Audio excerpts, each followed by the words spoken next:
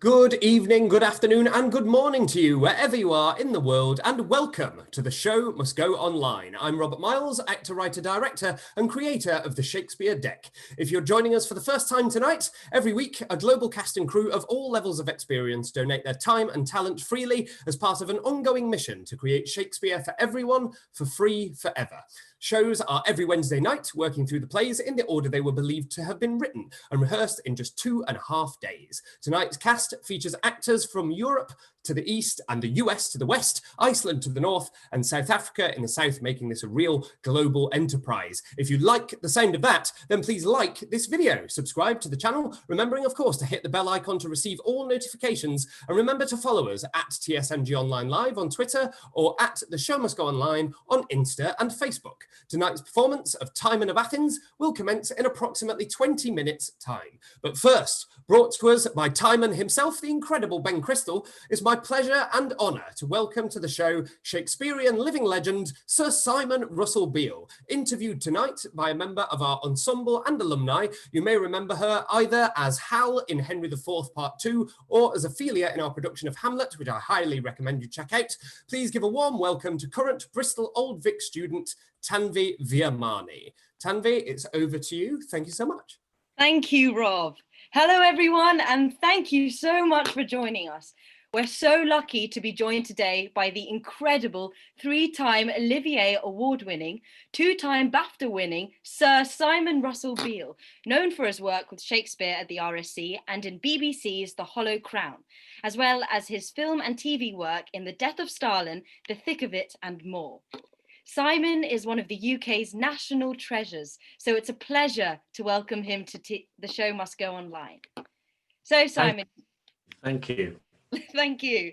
You played Timon in an adaptation set in modern-day London against the financial crisis. What was it like performing in this relatively unknown play? Well, it's such an oddity. I mean, I've done, as you say, quite a lot. Yeah. And this was the most peculiar of all of them that I've done. And of course, we think it's probably unfinished. I think that's probably the academic consensus. And so it needed quite a lot of work in adapting it. I mean, I think probably it'd be very interesting to hear the whole thing today, read through as we see it in the folio. But in fact, actually on stage, it probably needs quite a lot of tweaking. We added lines from As You Like It. In fact, the last line of the whole show was from As You Like It, because it doesn't seem to end, Timon. And we added lines from Coriolanus and sort of stitched bits together. And the setting in the modern London, of course, made perfect sense. I remember my first meeting with the director, Nick Heitner, and he said, this is obviously London, because Shakespeare tends to write his cities, as it were, as London. And the financial crisis had just happened. So it was just crying out for a modern dress post-financial crisis production. But it's a very, very strange play, and it was very strange to play. And very satisfying, I have to say. I enjoyed it. Yeah. What was your reason? Because I do find it fascinating that you added different Shakespeare lines from different Shakespeare plays in your adaptation. Well, there were the As You Like. What was the reasoning? The As You Like It line, I remember there was a sense that the play didn't end with a sort of button. Oh. And I remember Nick saying, we need to find a line about going ahead to the future or peace or something that sort of just ended it properly. And we literally scoured the Shakespeare oeuvre and found this line that seemed to fit. I mean, look, we were quite cavalier about this. I mean, I can absolutely, as I say, see a reason for doing it as it appears in the folio. But there are so many inconsistencies, like the fact that Timon appears to die twice, or at least his death is announced twice. And that doesn't seem a very Shakespearean technique. And odd things like he's suddenly revealed to be a general right at the very end of the play. And we've had no indication of that beforehand. You feel, oh, if Shakespeare had gone back to rework it, he probably would have given that information earlier. There are also odd things like the fact that Timon, and Ben will find this out this evening, Timon doesn't stop talking in the second half of the play. I mean, he literally doesn't stop talking. And we know that Shakespeare, for the most part, gave his big characters a little bit of a rest, usually somewhere in sort of Act 4, you know. And he doesn't do that in this case. He's just got a long blast of fury and anger and despair right the way through the second half of the play, and that's very unusual. We didn't change that because we didn't have the means to do it. But in other words, there are things you can sort of twist a little bit to make it a bit easier on the eye and the mind. Yes, definitely. And you know, you also played King Lear, and the show must go online. We did King Lear last week, and a lot of people make comparisons between Timon and King Lear. I mean, they're both characters. Of course. Yeah, they're both characters who start with power and end with nothing, and they both lose the things that's precious to them. You know, it's family for King Lear and friends for Timon. The similarities. Well, it's interesting you mentioned friends and family. I mean, look, Lear is, I think, probably the best play ever written. I mean, I have absolutely no shame in saying that. Timon is not the best play ever written, but he, as you say, he has similarities with Lear. The interesting thing about Timon, when I played him, I suddenly realized we know nothing about his family. No. We know nothing about his friends, even. No. And actually, that's a gift for an actor, because you suddenly think, okay, let's make something of the fact that this man is entirely alone. And I don't think I've played a part that's been quite as lonely as perhaps Malvolio in Twelfth Night, but has been as lonely as Timon. He's got nothing. All he's got is money. That's all he's got at the beginning. He doesn't seem to know anybody intimately. He doesn't seem to have any, as I say, parents or children. So this man is entirely by himself, and the only way he can define himself is by this absurd generosity. And I found that heartbreaking as an idea, that the only way he can find a role in life is to buy presents for his friends. And it's a terrible position to be in. And consequently, his fall and his anger is equivalently violent when he finally collapses. Yes, definitely. And I think I completely agree. It's so interesting how you know nothing about his backstory. You don't know how he got the money, how he earned it. Was he born into it? You don't know anything. No. And I think you probably invent a bit. I mean, I think, I suppose we live in our acting is done post Stanislavski, post method, and so you know the great gift of that is that you're allowed to invent something. And I think, you know, as it happened, I invented the fact that he inherited it. So he's always been moneyed. He was moneyed since he was a little baby. He doesn't know any other life except for having a lot of money. So, and I think that probably does change the mind of a person. And so it's inconceivable to him that would be betrayed in any way, or indeed that he would lose it, which of course is inconceivable to him. And I think that gives you a sort of psychological powerhouse, you know, an engine to feed you through the second half of the play. The other thing that's interesting about the play is, and this is a slightly different question, is that we know it was co-written. We know Middleton probably wrote most of the first part of it. I mean, Ben might correct me on this, but I think Middleton probably wrote the first half. And so consequently, that has a sort of lightness of touch, which you see in Middleton. It's a sort of urban city comedy. It's light, it's very fast moving. And then suddenly the play changes when Timon has his great soliloquy in the middle of the play, when he finally gives up his wealth, or is finally has to leave his home, and the whole play changes, and you get that type of middle Shakespeare, which is which is chewy and complicated, and syntactically it goes, really, really very difficult. And from then onwards, you have a different voice. So you have to somehow marry the first voice, especially if you're a director, marry the first voice with the second voice. Yes, definitely. And you were talking about like the meatiness of the play in the middle.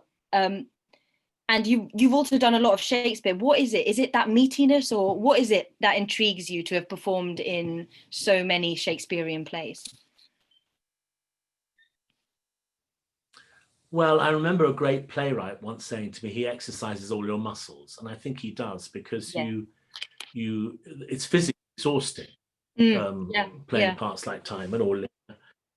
You've got that, you've got the sort of every single thought has to be precisely. I'm very exercised by the idea that you have to locate every single thought as clearly and as cleanly as possible. And that sounds basic, but actually it's quite difficult to do, because sometimes you cloud it with a sort of emotional wash, or a type of inaccuracy of thought. And the thing that what Shakespeare demands of you is that every single thought is completely precise. And what's extraordinary about Shakespeare is that if you follow that process through, you very often discover things that you didn't expect to discover. Like, for instance, and Lear is an example of this, that he very often writes his most beautiful poetry for situations which are not beautiful. So Lear saying to his daughter, I think she'd go off to prison and spend the rest of our lives together, looking at other people and laughing and having a nice time. You're thinking, are you completely mad? This is a ridiculous idea. You can't say that to your daughter. But the poetry in which he does it is breathtaking. Yes. Yeah. So he does a sort of funny thing of seducing you. He seduces you into following somebody's emotional life at the same time as doing an argument which is not necessarily convincing or right. So those sort of things that Shakespeare does, I think, make him perennially fascinating, and he keeps on giving. Yes. Yeah. And so those, because you mentioned the precise thoughts, does that come with the technical aspect of theatre then, the iambic, the inflections, and? Well, I'm quite Puritan about that. Right. I mean, yeah. I do mark up, make sure that the stresses are where they, as it were, an inverted commas, should be. And I tend to learn it absolutely as a regular metrical thing. I think that's partly technical in the sense that it gives you security, so that you never ever let the energy sort of fall through the verse. And I think that can happen if you haven't got the rhythm right.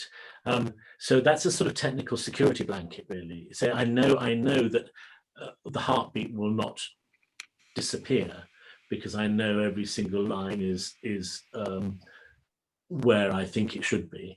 However, once you've done that, I think you can then play around with it as much as you like. And I'm not a Puritan about splitting lines or any of the things that stricter people are worried about. But I do think it's a very important thing to, because Shakespeare's about power. Essentially, Shakespeare's about power, and all these characters are equally articulate. They all want to get their argument across. They all want to persuade something of something. And therefore, the important thing and the important weapon in their armory is their ability to push forward an argument with power. And I don't think there's a single character in Shakespeare that doesn't apply to, that you just push it forward, and then you will get the other person to respond. And I think, God knows, Timon is a supreme example of that. He will do it for pages and pages and pages, just battering his anger, his fury, and you've got to, it's like a Rolls-Royce engine. You've got to just keep it going and keeping that rhythm going. Otherwise, the whole thing will just collapse into a sort of heap. It's sort of what Rob was saying earlier, actually, to us before we started this, which is that, this is about throwing the ball, isn't it? You know, every single thing you do is a gesture of energy. Yes. And that doesn't make much sense, but no, I understand with the suspension and waiting for it to catch the ball. You never let it go. And if you keep the verse semi-strictly, that'll help you do that. You know, and I've done lines. I can feel it. I've done lines where it's just sort of fallen through the floor, and that's because I haven't really observed. And he wrote in verse for a reason. Let's face it, he wrote in verse for a reason, and in prose, of course. But he wrote in verse for a reason, and he wrote it because he wanted the pump, the heartbeat. You know. Yeah, definitely. And I also must ask you, you know, the theatre industry, it's been suffering a lot these past couple of months. What is it that has kept you going, and what do you look forward to in the future with everything that's going on? What's kept me going? There was a very great actress called Jane Lapater, or is a very great actress called Jane Lapater, but I worked with her years ago, and she was asked by some students about how to cope with being out of work. And she said, just keep the brain active. So read everything you find, watch everything you find, listen to music. So in fact, I've been using this. It's really, I've been giving myself projects actually. Oh. So at the moment I'm doing Wagner.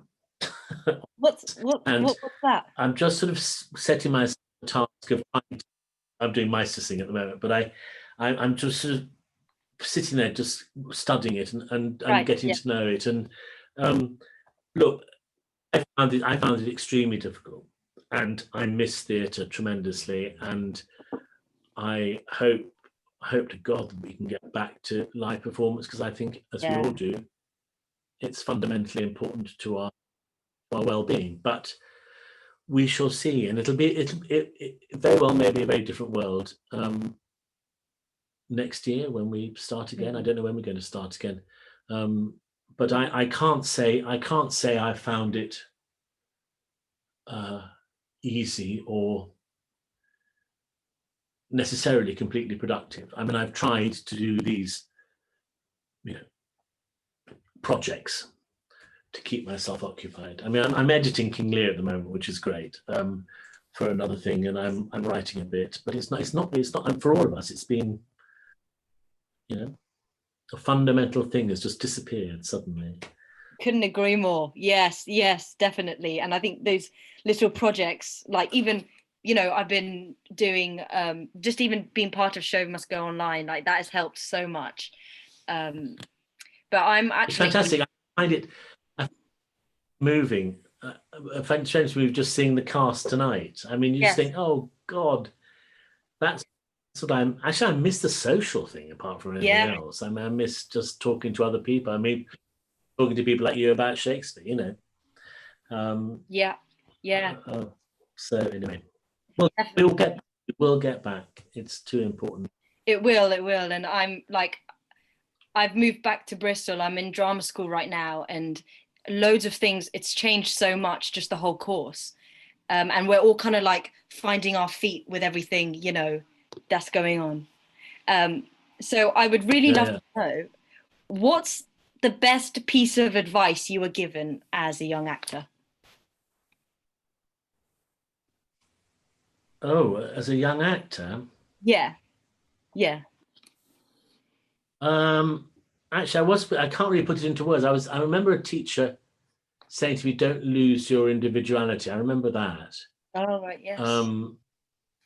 I don't quite know what she meant by that. And also another one was, "Don't learn to smoke in a play." Which of course I did. Yeah. I hadn't smoked all the way through young adulthood and through drama college, and then I did a play, and it was absolutely essential that I smoked, and I thought I could be fine. Oh yeah. It's a wicked old got addicted. So I think that's a very, very, very silly piece of advice, but no, sensible piece of advice. But I think the main one was trying to, yes, don't be afraid of your individuality, really. Yes. Definitely. I'll definitely, and I'm sure everyone watching this will take that on board. And also, just don't lose your individuality in life as well. Just in general, it's so easy to lose it, especially with everything that's going on right now. We only have a couple of Shakespeare. There's so many rules. There's so many rules in Shakespeare, and they are important. Yes, but they're not there to inhibit you. They're there to encourage you and support you. That's why you obey the rules. It's not a straitjacket. Definitely. Yes, I'll definitely take that on board. Thank you so much, Tammy. Really appreciate it. We're starting to wrap up now, if that's okay. I love what you just said there, Simon, about the idea of the structure of Shakespeare creating a sandbox to play in rather than it being a straitjacket. I think that's absolutely wonderful. If you beg my indulgence, I'd love to ask you one final question, if that's all right. Go ahead. Wonderful. So there's a quote of yours that stuck with me ever since I first read it, which was the idea of theatre as three-dimensional literary criticism and a means by which to convey an argument about a character to an audience through the medium of performance. And I'm fascinated to know how you bridge that muscularity of insight and intellect with then the kind of viscera of emotion and immediacy that makes that argument irresistible to watch and kind of sells that argument to an audience in a way, I suppose. Well, it's I could talk about this for ages and we haven't got the time, but I do seriously believe with these great literary texts that getting the argument is clean and clear is fundamentally important. However, it's not the most important. No, it's equally important to the idea of some sort of response that's nothing to do with that. You can't legislate. And I know for a fact from I've actually worked out that I do respond. You know, I can go doggedly through the script and go, yes, he means that, he means that, he means that. But actually, there are moments when they go, Malvolio has a packet of sweets, candies under his pillow in his bedroom. I remember that particular occasion when suddenly a light went on in my head. And I said, of course he does. He goes to his little lonely bedroom and he eats sweets. And that's nothing logical about it at all. It's just merely an emotional response. And I remember, because I work a lot with Sam Mendes and we've done a lot together, and he said, you have that, when I work with you, sometimes I give you an idea and I can see you store it away in your cheek for later use, like a squirrel. And those are those ideas that actually probably in the end have more visceral power, but that doesn't preclude working out what the hell you're saying. Wonderful. Thank you so much for giving us your time today, Simon. It's been an absolute honour and a privilege to have you on the show. Really hugely appreciate it. And I know you've got to good luck with the but good luck with this monster. Good luck. The Leviathan is about to be unleashed. Guys, gals, and non-binary pals. So please now, if you haven't already, please like this video, subscribe to the channel, follow us at TSMG Online Live on Twitter or at The Show Must Go Online on Insta and Facebook, and prepare for the first half to begin. So if I can ask you, Simon, and you, Tammy, to please return to the backstage area, that will be much appreciated as the show is now about to commence. So audience, I hope you've enjoyed that wonderful time with Simon. The show itself is about to begin, so please enjoy William Shakespeare's Timon of Athens.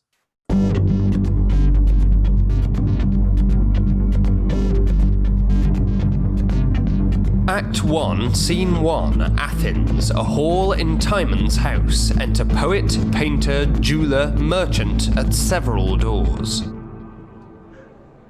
Good day, sir.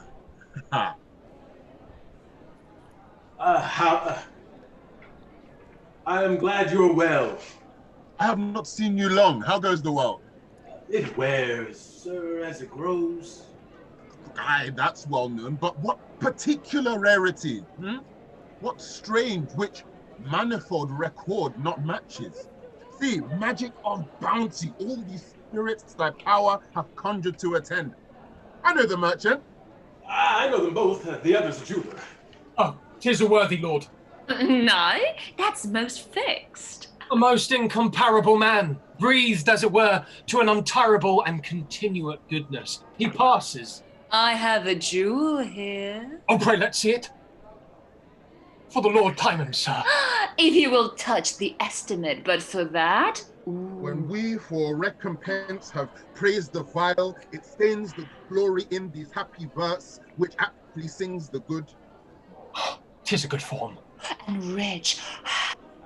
Look, here's some water. Look here. A rap, sir, and some work, some dedication to the great Lord. A thing slipped idly from me. Our poesy is as a gum, which oozes from whence 'tis nourished. The fire of the flint shows not till it be struck.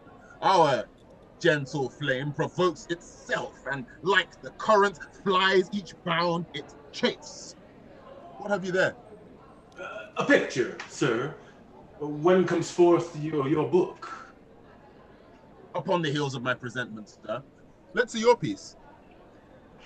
'Tis a good piece. So 'tis. This comes off well and excellent. Indifferent. Admirable. How this grace speaks his own standing. Oh, what mental power in this eye shoots forth. How big imagination moves in this lip. Oh, to the dumbness of the gesture one might interpret. It is a pretty mocking of the life.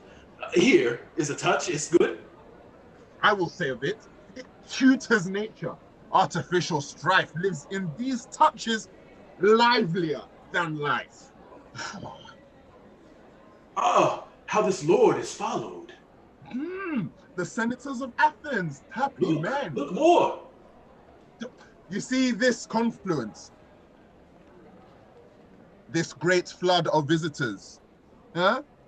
I have in this rough work shaped out a man whom this beneath world doth embrace and hug with amplest entertainment. My free drift halts not particularly, but moves itself in a wide sea of wax. No leveled malice infects one comma in the course I hold, but flies an eagle flight, bold and forth on, leaving no tract behind. How shall I understand you? I will unbolt you. You see how all conditions, how all minds as well of glib and slippery creatures as of brave and austere quality tender down their services to Lord Timon. His large fortune upon his good and gracious nature hanging subdues and properties his love and tendance all sorts of hearts, yea, from the glass-faced flatterers to Apemantus, that few things love better than to abhor himself. Even he drops down the knee before him and returns in peace most rich in Timon's nod. I saw them speak together. Sir, I have on a high and pleasant hill feigned fortune to be thrown. The base of the mount is ranked with all deserts, all kinds of natures that labor on the bosom of this sphere to propagate their states. Amongst them all, whose eyes are on this sovereign lady fixed, one I do personate of Lord Timon's frame, whom fortune with her ivory hand wafts to her, whose present grace to present slaves and servants translates his rivals. 'Tis conceived to scope his throne, his fortune, and this hill. Methinks with one man beckoned from the rest below, bowing his head against the sleepy mount to climb his happiness would be well expressed in our condition. Nay, sir, but hear me on, yeah?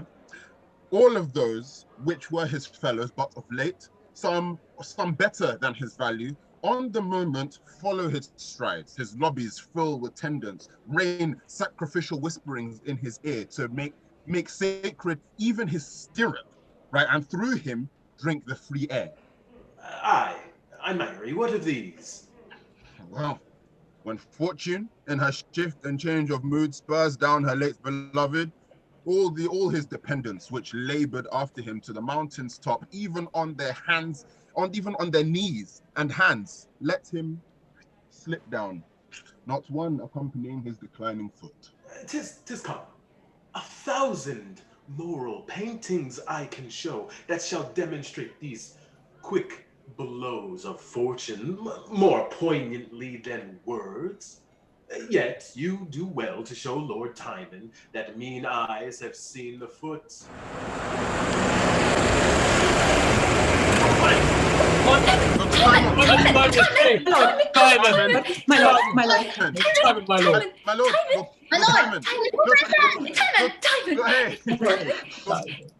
Present is he, say you?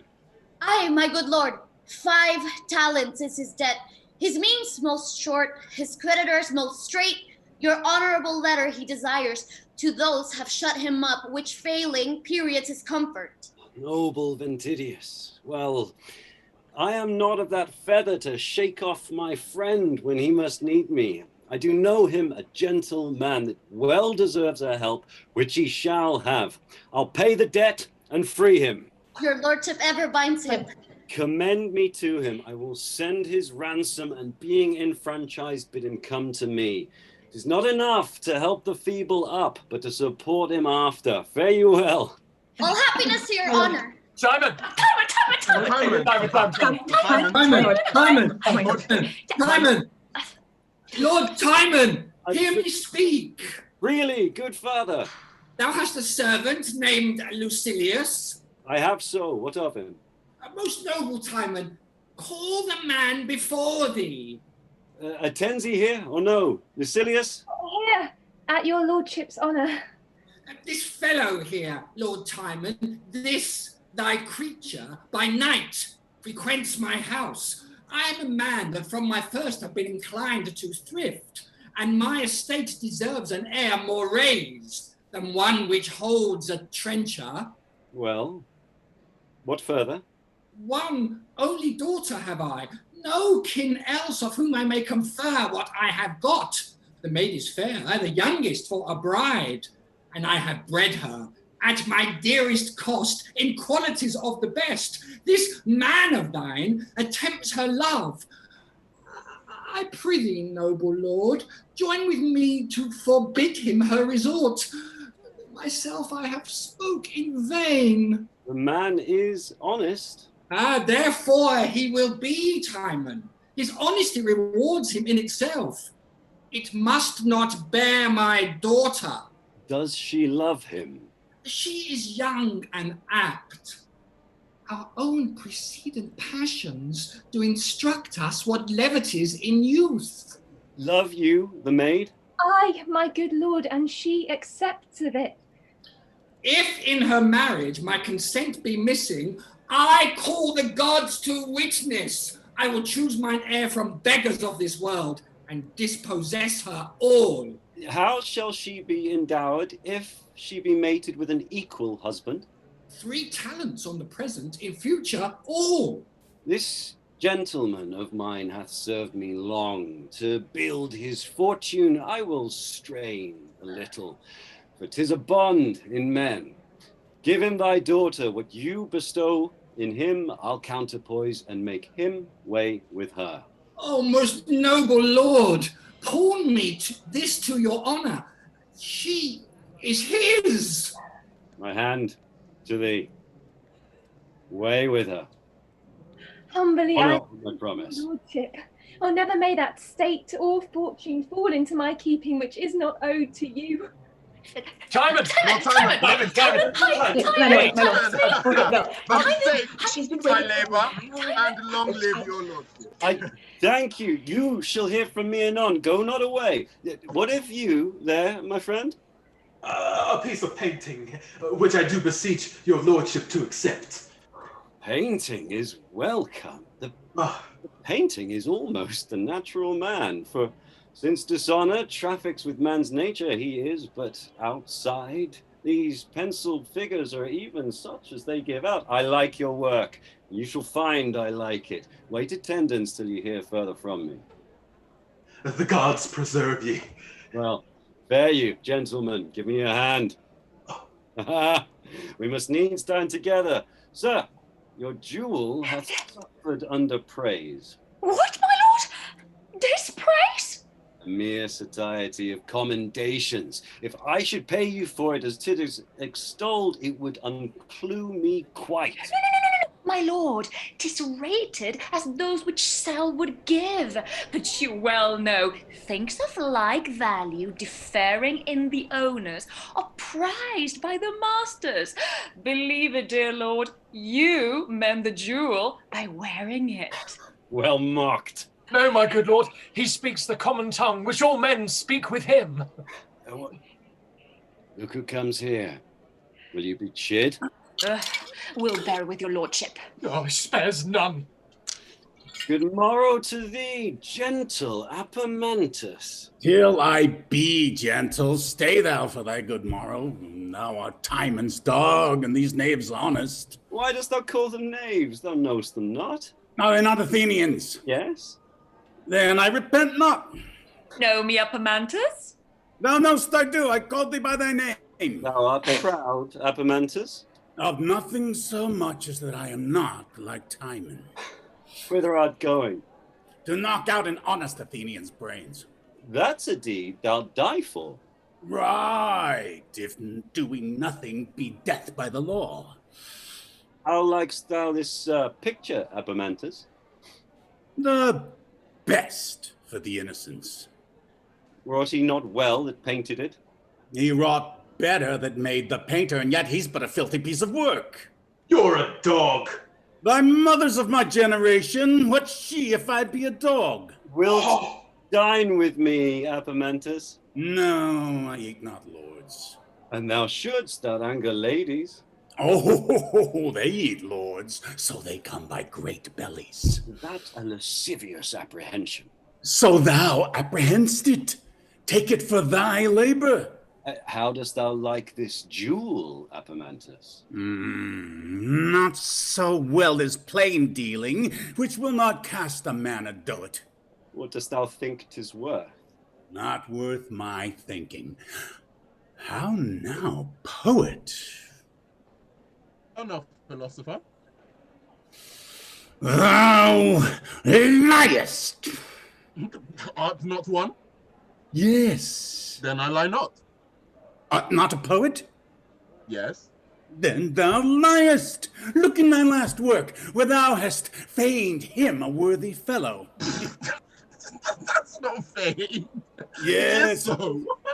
He is worthy of thee, and to pay thee for thy labor. He that loves to be flattered is worthy of the flatterer. Heavens, heavens, that I were lord. What wouldst do then, Apemantus? E'en as Apemantus does now. Hate a lord with all my heart. What, thyself? Aye. Wherefore? That I had no angry wit to be a lord. Art thou a merchant? I, Apemantus? Traffic confound thee if the gods will not. If traffic do it, the gods do it. Traffic's thy god, and thy god confound thee. What trumpet's that? It's Alcibiades and some 20 horse, all of companionship. Oh, pray, entertain them. Give them guide to us. You must needs dine with me. Go not you hence till I have thanked you. When dinner's done, show me this piece. I am joyful of your sights. Most welcome, sir. Oh, so there! Aches contract and starve your supple joints, that there should be small love amongst these sweet knaves and all this courtesy. The strain of man's bred out into baboon and monkey. Sir, you have saved my longing, and I feed most hungrily on your sight. Right welcome, sir. Ere we depart, we'll share a bounteous time in different pleasures. Pray you, let us in. What time of day is it, Apemantus? Time to be honest. That time serves still. The most accursed thou that still amidst it. Thou art going to Lord Timon's feast. Aye, to see meat-filled knaves and wine-heat fools. Fare thee well, fare thee well. Thou art a fool to bid me farewell twice. Why, Apemantus? Just have kept one to thyself, for I mean to give thee none. Hang thyself. No, I will do nothing at thy bidding. Make thy request of thy friend. Away, unpeaceable dog, or I'll spurn thee hence. I will fly, like a dog, the heels at the Opposite to humanity. Come, shall we in and taste Lord Timon's bounty? He outgoes the very heart of kindness. He pours it out. Plutus, the god of gold, is but his steward. No meed, but he repays sevenfold above itself. No gift to him, but breeds the giver a return exceeding all use of quittance. The noblest mind he carries that ever governed man. Long may he live in fortunes. Shall we in? I'll keep you company. Exeunt.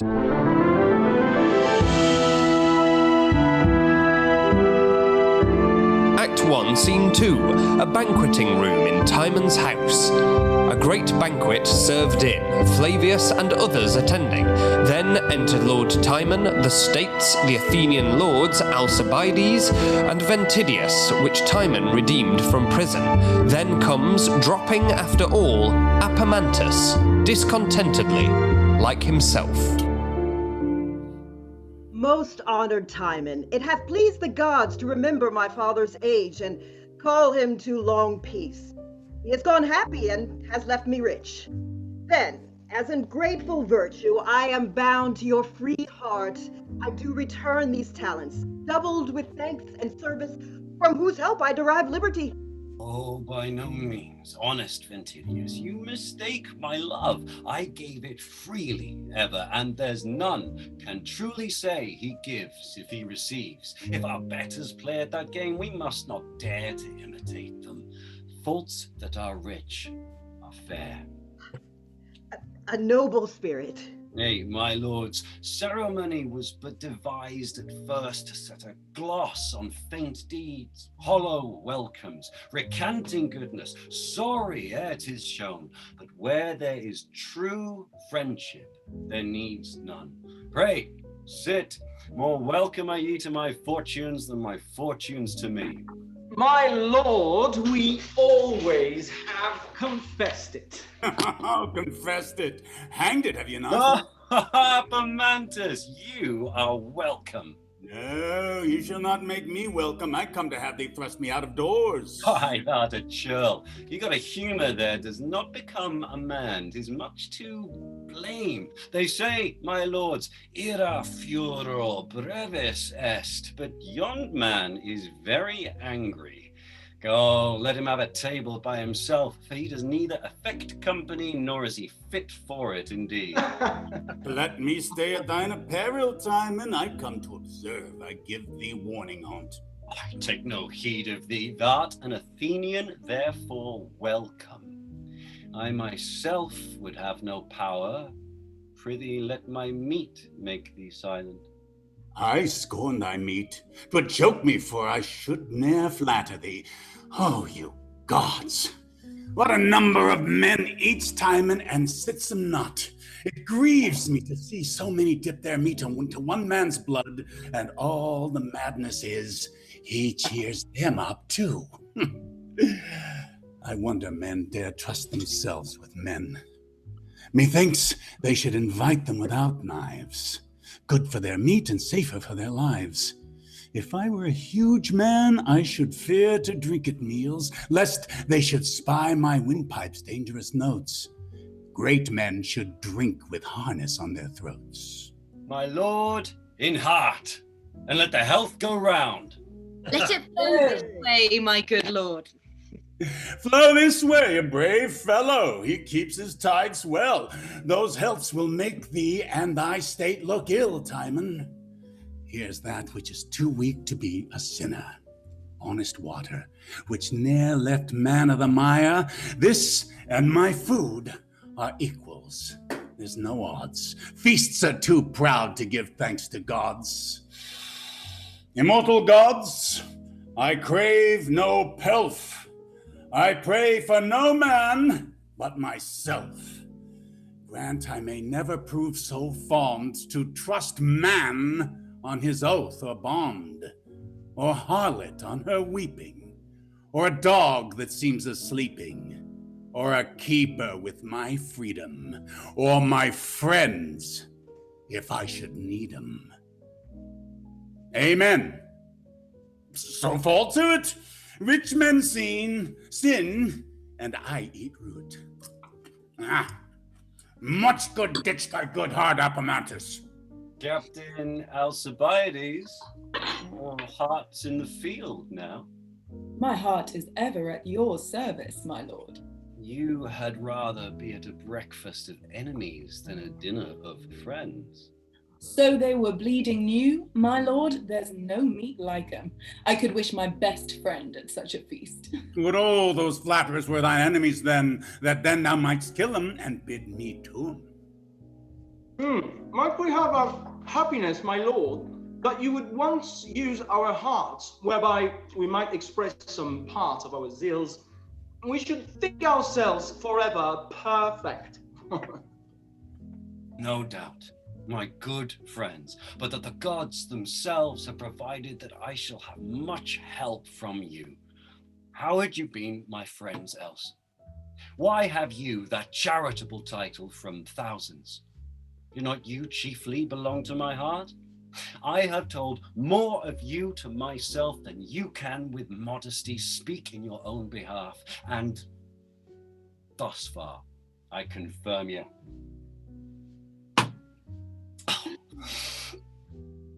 You gods, think I, what need we have any friends if we should ne'er have need of them? They were the most needless creatures living, should we ne'er have use for them? And would most resemble sweet instruments hung up in cases that keep their sounds to themselves. Why, I have often wished myself poorer that I might come nearer to you. We are born to do benefits, and what better or properer can we call our own than the riches of our friends? What a precious comfort it is to have so many like brothers commanding one another's fortunes. Ian made a way ere it can be borne. Mine eyes cannot hold out water, methinks, to forget their faults. I drink to you. Thou weeps to make them drink, Timon.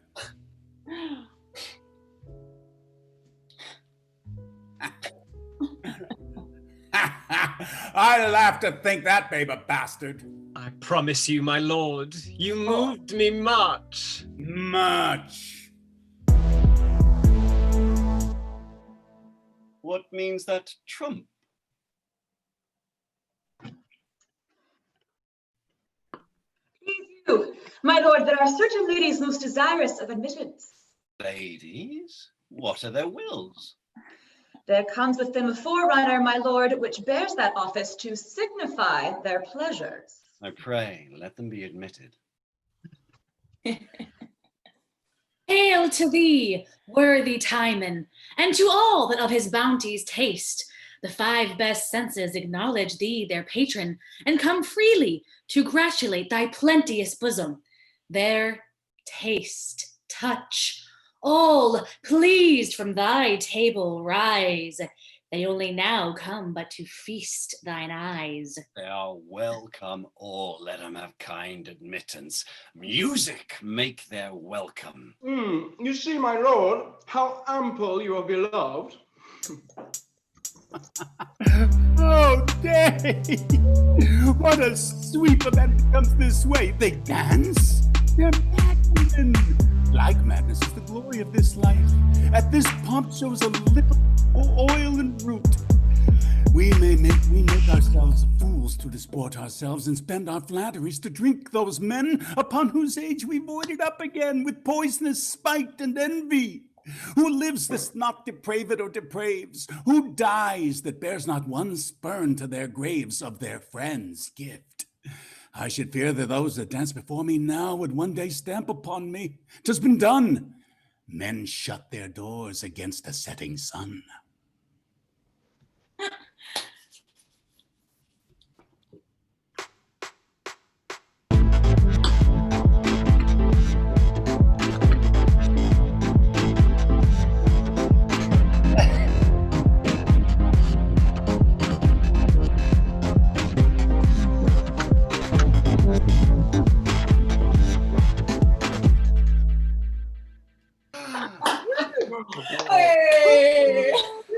You have done our pleasures much grace, fair ladies. Set a fair fashion on our entertainment, which was not half so beautiful and kind.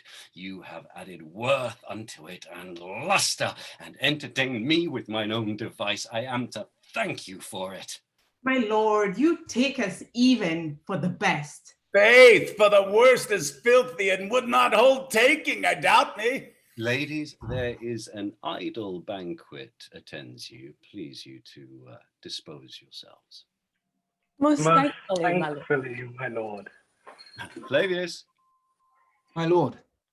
The little casket, bring me hither. Yes, my lord. More jewels yet. There is no crossing him in's humour, else I should tell him well, if faith I should. When all's spent, he'd be cross then, and he could. 'Tis pity bounty had not eyes behind, that man might ne'er be wretched for his mind. Where be our men? Here, my lord, in readiness. Our horses? Oh, my friends. I have one word to say to you. Look you, my good lord, I must entreat you honor me so much as to advance this jewel. Accept it. Wear it, kind my lord. I am so far already in your gifts. Exit. So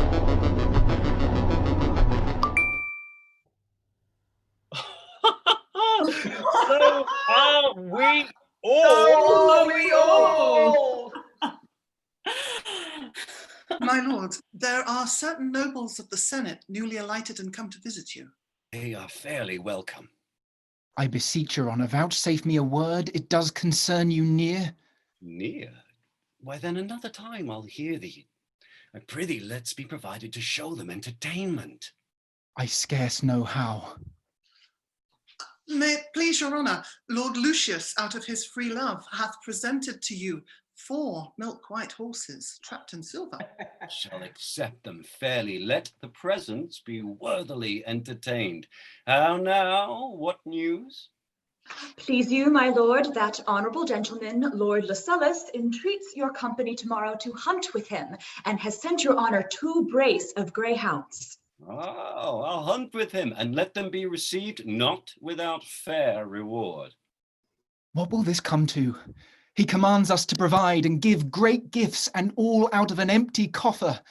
Nor will he know his purse, or yield me this to show him what a beggar his heart is, being of no power to make his wishes good. He promises to fly so beyond his state that what he speaks is all in debt. He owes for every word. He is so kind that he now pays interest for it, his lands put to their books. Well, would I were gently put out of office before I were forced out. Happier is he that has no friend to feed, than such that do e'en enemies exceed. I bleed inwardly for my lord. You do yourselves much wrong. You bait too much of your own merits. Here, my lord, a trifle of our love. With more than common thanks, I will receive it. Oh, he's the very soul of bounty. Now, how I remember, my lord, you gave good words the other day of a bay courser I rode on. It's yours because you liked it. Oh, I beseech you, pardon me, my lord, in that. You may take my word, my lord. I know no man can justly praise but what he does affect. I weigh my friend's affection with mine own. I'll tell you true. I'll call to you. Oh, not so welcome. I take all and your several visitations so kind to heart. It is not enough to give. Methinks I could deal kingdoms to my friends and ne'er be weary. Alcibiades, thou art a soldier, therefore seldom rich. It comes in charity to thee. For all thy living is amongst the dead, and all the lands thou hast lie in a pitched field. Aye, defiled land, my lord. we are so virtuously bound. So am I to you. So infinitely endeared. All to you. Lights, more lights. The best of happiness, honor, and fortunes keep with you, Lord Timon. Ready for his friends. What coils here? Serving of becks and jutting out of bums? I doubt whether their legs be worth the sums that are given for 'em. Friendship is full of dregs. Methinks false hearts should never have sound legs, thus honest fools lay out their wealth on curtsies. Now, Apemantus, if thou were not sullen, I would be good to thee. No, I'll nothing. For if I should be bribed too, there would be none left to rail upon thee, and then thou wouldst sin faster. Thou gift so long, Timon, I fear me thou wilt give away thyself in paper shortly. What needs these feasts, pomps, and vainglories? Nay, and you begin to rail on society once I am sworn not to give regard to you. Farewell, and come with better music. So thou wilt not hear me now, thou shalt not then. I'll lock thy heaven from thee. Oh, that men's ears should be to counsel deaf, but not to flattery. Exit. Act 2, Scene 1, Athens, a room in a senator's house. Enter the third senator with papers in his hand. And late 5,000. To Navarro and to Isidore, he owes 9,000, besides my former sum, which makes 25. Still in motion of raging waste, it cannot hold.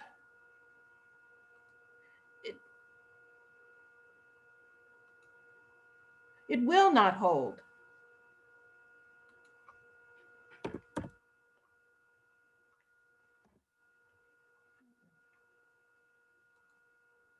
It will not hold. I cannot hold it, it will not. If I want gold, steal but a beggar's dog and give it to Timon. Why, the dog coins gold.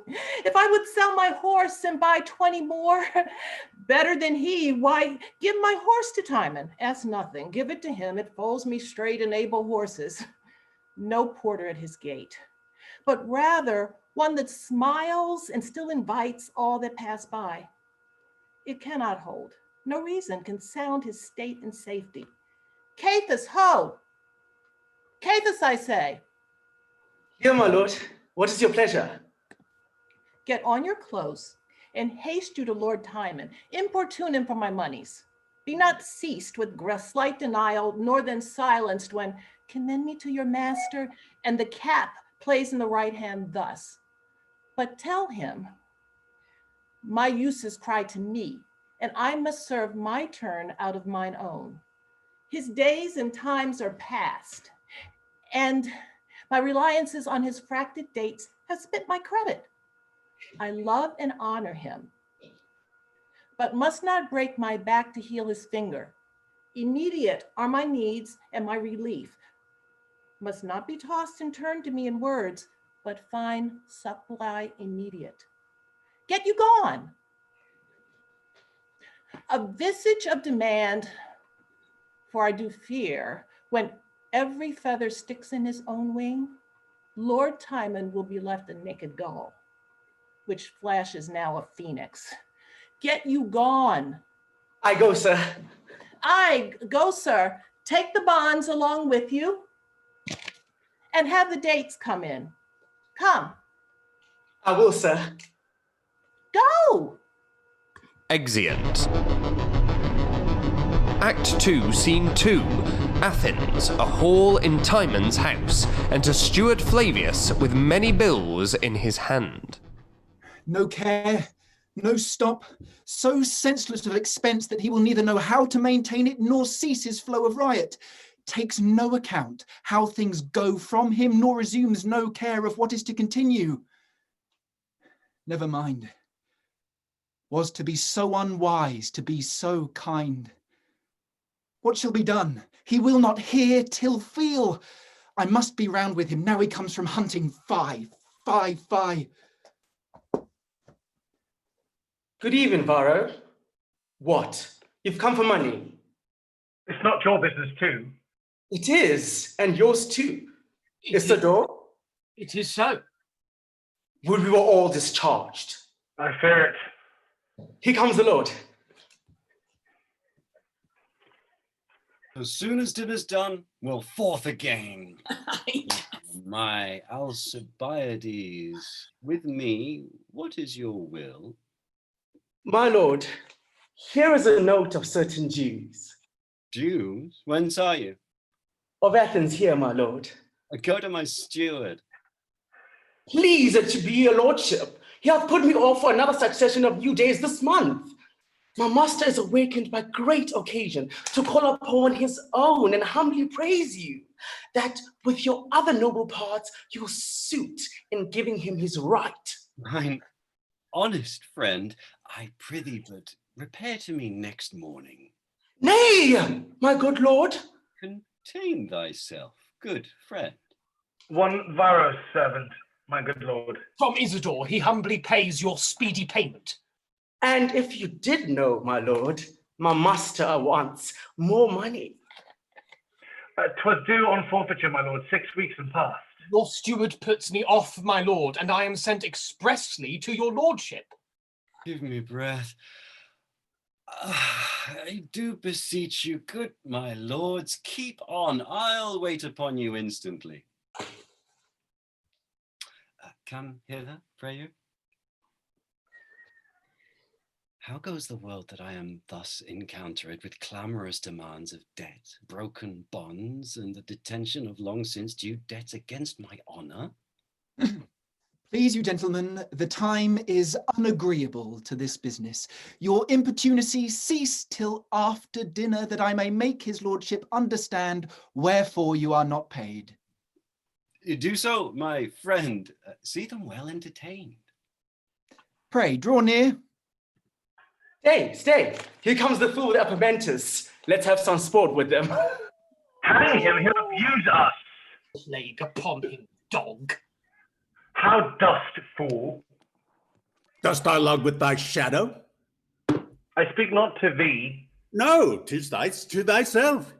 There's the fool hangs on your back already. Oh, no, thou standst single, thou not on him yet. And where's the fool now? He last asked the question. Poor rogues and usurers, men, bawds between gold and want.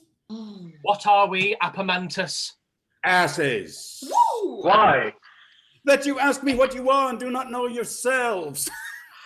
Speak to him, fool. How do you, gentlemen? Grimaces, good fool. How does your mistress? She's in setting on wars to scull chickens as you are. Would we could see you at Corinth. Oh, Gramercy. Oh, look becomes my master's page. Why, how now, Captain? Ooh. What do you do with this wise company? How dost thou, Apemantus? Would I had a rod in my mouth that I might answer thee profitably. Prithee, Apemantus, read me the superscription on these letters. I know not which is which. Canst not read? No. There will little learning die the day thou art hanged. This is for Lord Timon, and this to Alcibiades. Go! Thou wast born a bastard, and now die a bawd.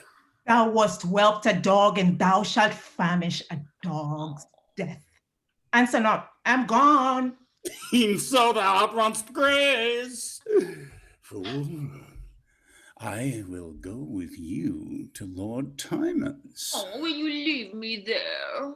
Oh, if Timon stay at home. You 3 serve usurers? Aye, would they served us? So would I. As good a trick as ever hangman served thief. Are you 3 usurers men? I fool. I think no usurer, but has a fool to his servant. My mistress is one, and I am her fool. When men come to borrow of your masters, they approach sadly and go away merry. But they enter my master's house merrily and go away sadly. The reason of this. I could render one. Do with them that we may account thee a whore master and a knave, which notwithstanding thou shalt be no less esteemed. What is a whoremaster, fool? A fool in good clothes and something like thee. Just a spirit. Sometimes appears like a lord, sometimes like a lawyer, sometimes like a philosopher with 2 stones more than such artificial one.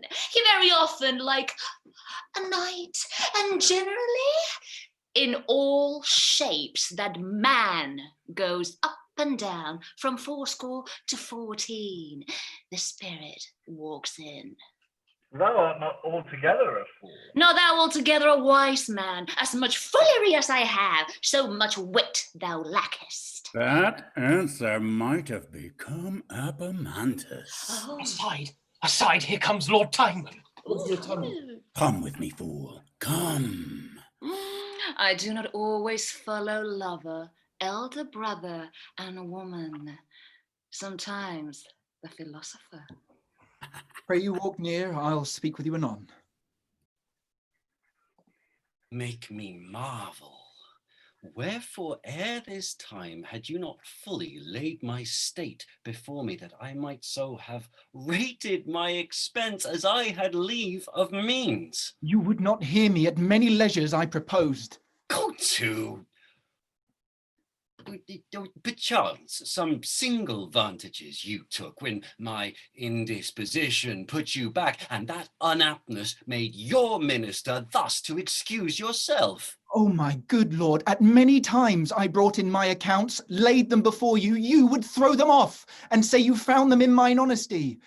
When for some trifling present you have bid me return so much, I have shook my head and wept.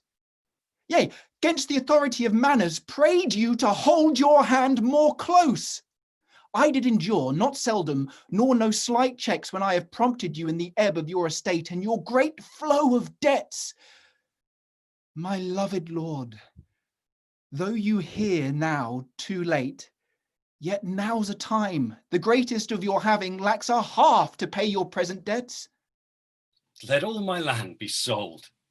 'Tis all engaged, some fortified and gone, and what remains will hardly stop the mouth of present dues. The future comes apace. What shall defend the interim? And at length, how goes our reckoning? To Lacedaemon did my lands extend. My good lord, the world is but a word. Were it all yours to give it in a breath, how quickly were it gone? You tell me true. If you suspect my husbandry or falsehood, call me before the exactest auditors and set me on the proof. So the gods bless me when all our offices have been oppressed with riotous feeders. when our vaults have wept with drunken splith of wine, when every room hath blazed with lights and brayed with minstrelsy, I have retired me to a wasteful cock and set mine eyes at flow. Heavens, have I said, the bounty of this lord! How many prodigal bits have slaves and peasants this night englutted? Who is not Timon's? What heart, head, sword, force, means is but Lord Timon's, great Timon, noble, worthy, royal Timon. Ah, when the means are gone that buy this praise, the breath is gone whereof this praise is made. Feast won, fast lost. One cloud of winter showers these flies are couched. Summon me no further, no villainous bounty yet hath passed my heart. Unwisely, not ignobly have I given. Why dost thou weep? Canst thou the conscience lack to think I shall lack friends? Secure thy heart, if I would broach the vessels of my love and try the arguments of hearts by borrowing. Men and men's fortunes could I frankly use as I can bid thee speak. Assurance bless your thoughts. And in some sort these wants of mine are crowned that I account them blessings. You shall perceive how you mistake my fortunes. I am wealthy in my friends. Within there, Flaminius, Servilius. My lord. My lord. My lord. I will dispatch you severally. You to Lord Lucius, to Lord Lucilius, you, hunted with his honour today, you to Sempronius, commend me to their loves, and I am proud. Say that my occasions have found time to use them toward a supply of money. Let the request be 50 talents. As you have said, my lord. Lord Lucius and Lucilius. Now go you, sir, to the senators, of whom even to the state's best health I have deserved this hearing. Bid them send, the instant, 1,000 talents to me. I have been bold to them to use your signet and your name, but they do shake their heads, and I am here no richer in return. It's true. Can't be. They answer in a joint and corporate voice that now they are at fall, want treasure, cannot do what they would, are sorry, you are honourable, but yet they could have wished, they know not. And so, intending other serious matters, after distasteful looks and these hard fractions with certain half caps and cold moving nods, they froze me into silence. God's reward them. Prithee, man, look cheerly. These old fellows have their ingratitude in them hereditary. Their blood is caked. 'Tis cold, it seldom flows. 'Tis lack of kindly warmth. They are not kind. And nature, as it grows again toward earth, is fashioned for the journey, dull and heavy. Go to Ventidius. Prithee, be not sad. Thou art true and honest, ingeniously I speak, no blame belongs to thee.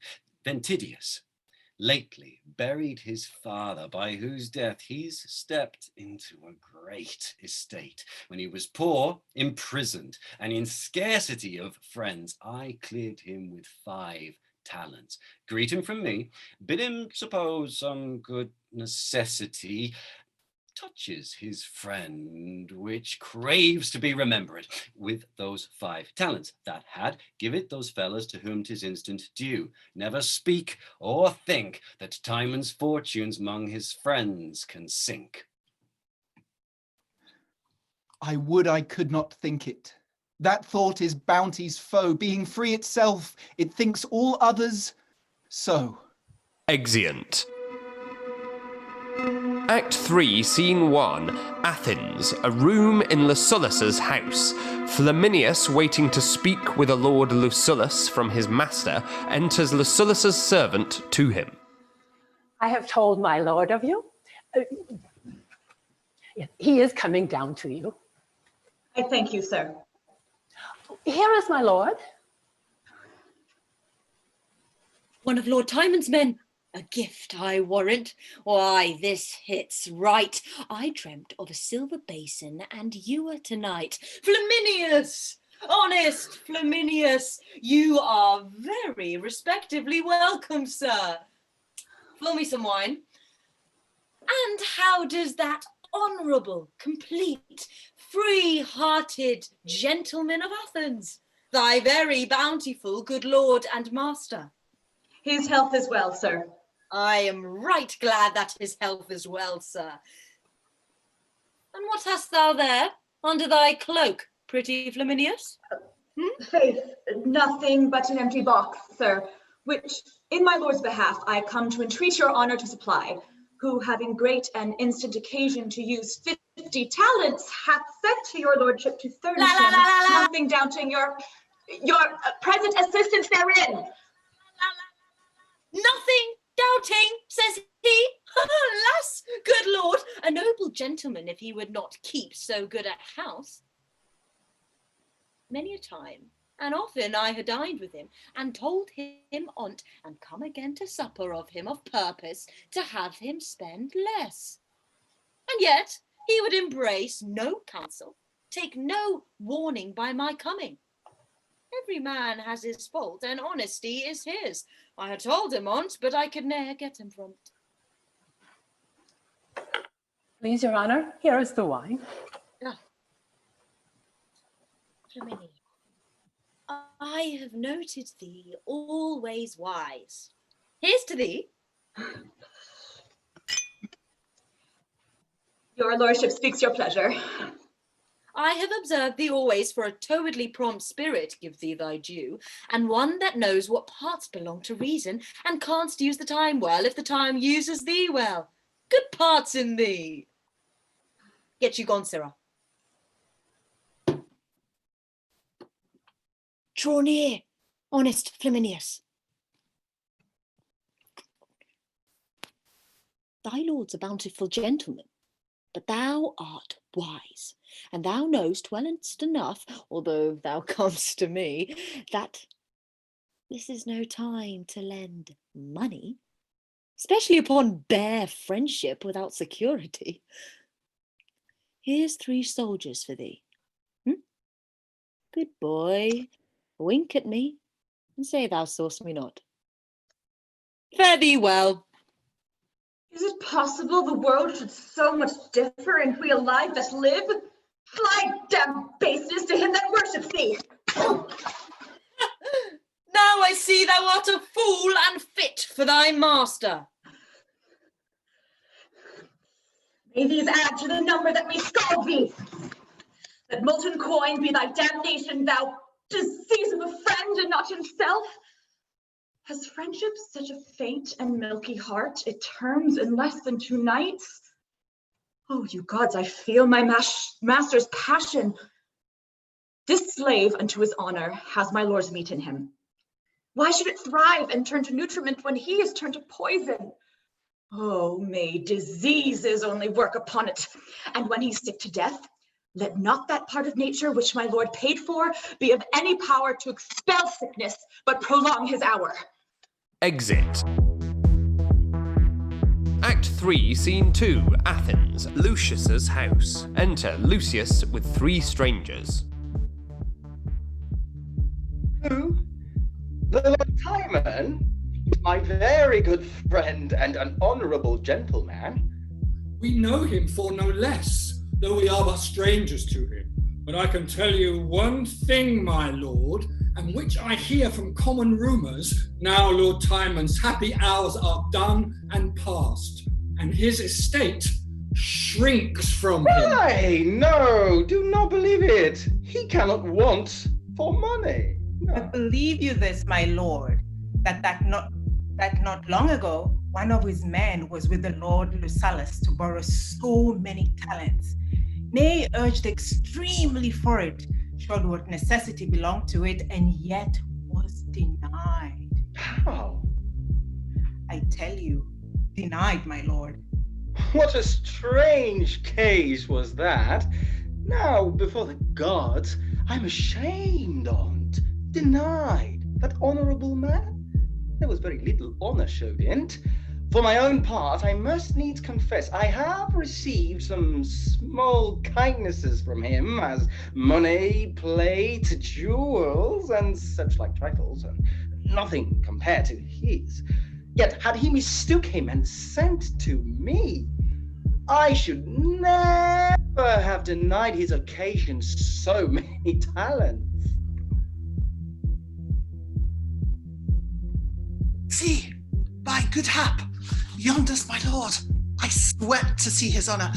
My honoured lord! Servilius, you are kindly met, sir. Fare thee well. Commend me to thy honourable, virtuous lord, my very exquisite friend. May it please your honour, my lord hath sent.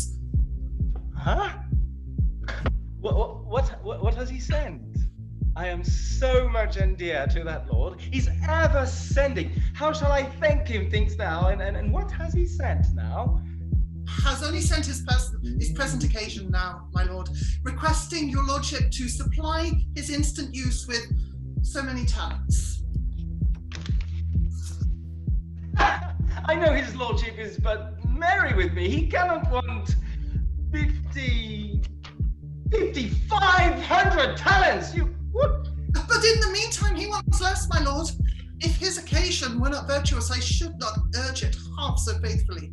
Dost thou speak seriously, Servilius? Upon my soul, 'tis true, sir. Oh, what a wicked beast was I, to disfurnish myself against such a good time when I might have shown myself honourable. How unluckily it happened that I should purchase the day before for a little part, and then do a great deal of honour. Servilius, now before the gods, I am not able to do more. Beast, I say, I was sending to use Lord Timon myself. These gentlemen can witness. I would not, for the wealth of Athens, I had done now. Commend me bountifully to his good lordship, and I hope his honour will conceive the fairest of me, because I have no power to be kind. And tell him this from me, I count it one of my greatest afflictions, say, that I cannot pleasure such an honourable gentleman. Good Servilius, would you befriend me so far as to use mine own words to him? Yes, sir, I shall. Have you queued out a good term, Servilius? True as you said, Timon is shrunk indeed, and he that's once denied will hardly speed. Do you observe this, Hostilius? Aye, too well.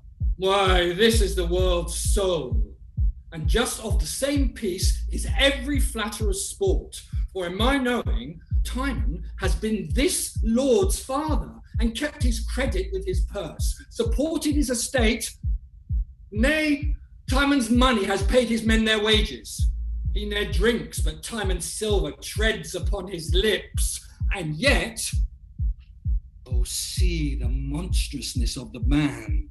When he looks out in ungrateful shape, he does deny him, in respect of his, what charitable men affords to beggars. Religion groans at it. For mine own part, I never tasted Timon in my life, nor came any of his bounties over me to mark me for his friend. Yet I protest, for his right noble mind, illustrious virtue, and honourable carriage, had his necessity made use of me, I would have put my wealth into donation, and the best half should have returned to him. So much I love his heart. But I perceive men must learn now with pity to dispense. For policy sits above conscience. Exeunt. Act 3, Scene 3, Athens, a room in Sempronius' house. Enter Timon's servant with Sempronius, another of Timon's friends. Must he needs trouble me, in't? Above all others, he might have tried Lord Lucius or Lucilius, and now Ventidius is wealthy too, whom he redeemed from prison. All these owe their estates unto him. My lord, They have all been touched and found base metal, for they have all denied him. How? Have they denied him? Has Ventidius and Lucilius denied him? And does he send to me? 3? It shows but little love or judgment in him. Must I be his last refuge? His friends, like physicians, thrice give him over. Must I take the cure upon me? He has much disgraced me, and well, I am angry at him that might have known my place. I see no sense for't, but his occasions might have wooed me first. For in my conscience, I was the first man that e'er received gift from him. And does he think so backwardly of me now that I'll requite it last? No! So it may prove an argument of laughter to the rest, and mongst lords I be thought a fool. I'd rather than the worth of thrice the sum he'd sent to me first. But for my mind's sake, I'd such a courage to do him good. But now, return, and with their faint reply, this answer join. Who bates mine honour shall not know my coin. Excellent. Your lordship's a goodly villain. The devil knew not what he did when he made man politic. He crossed himself by it. And I cannot think, but in the end, the villainies of man will set him clear. How fairly this lord strives to appear foul, takes virtuous copies to be wicked, like those under hot ardent zeal would set whole realms on fire. Of such nature is his politic love.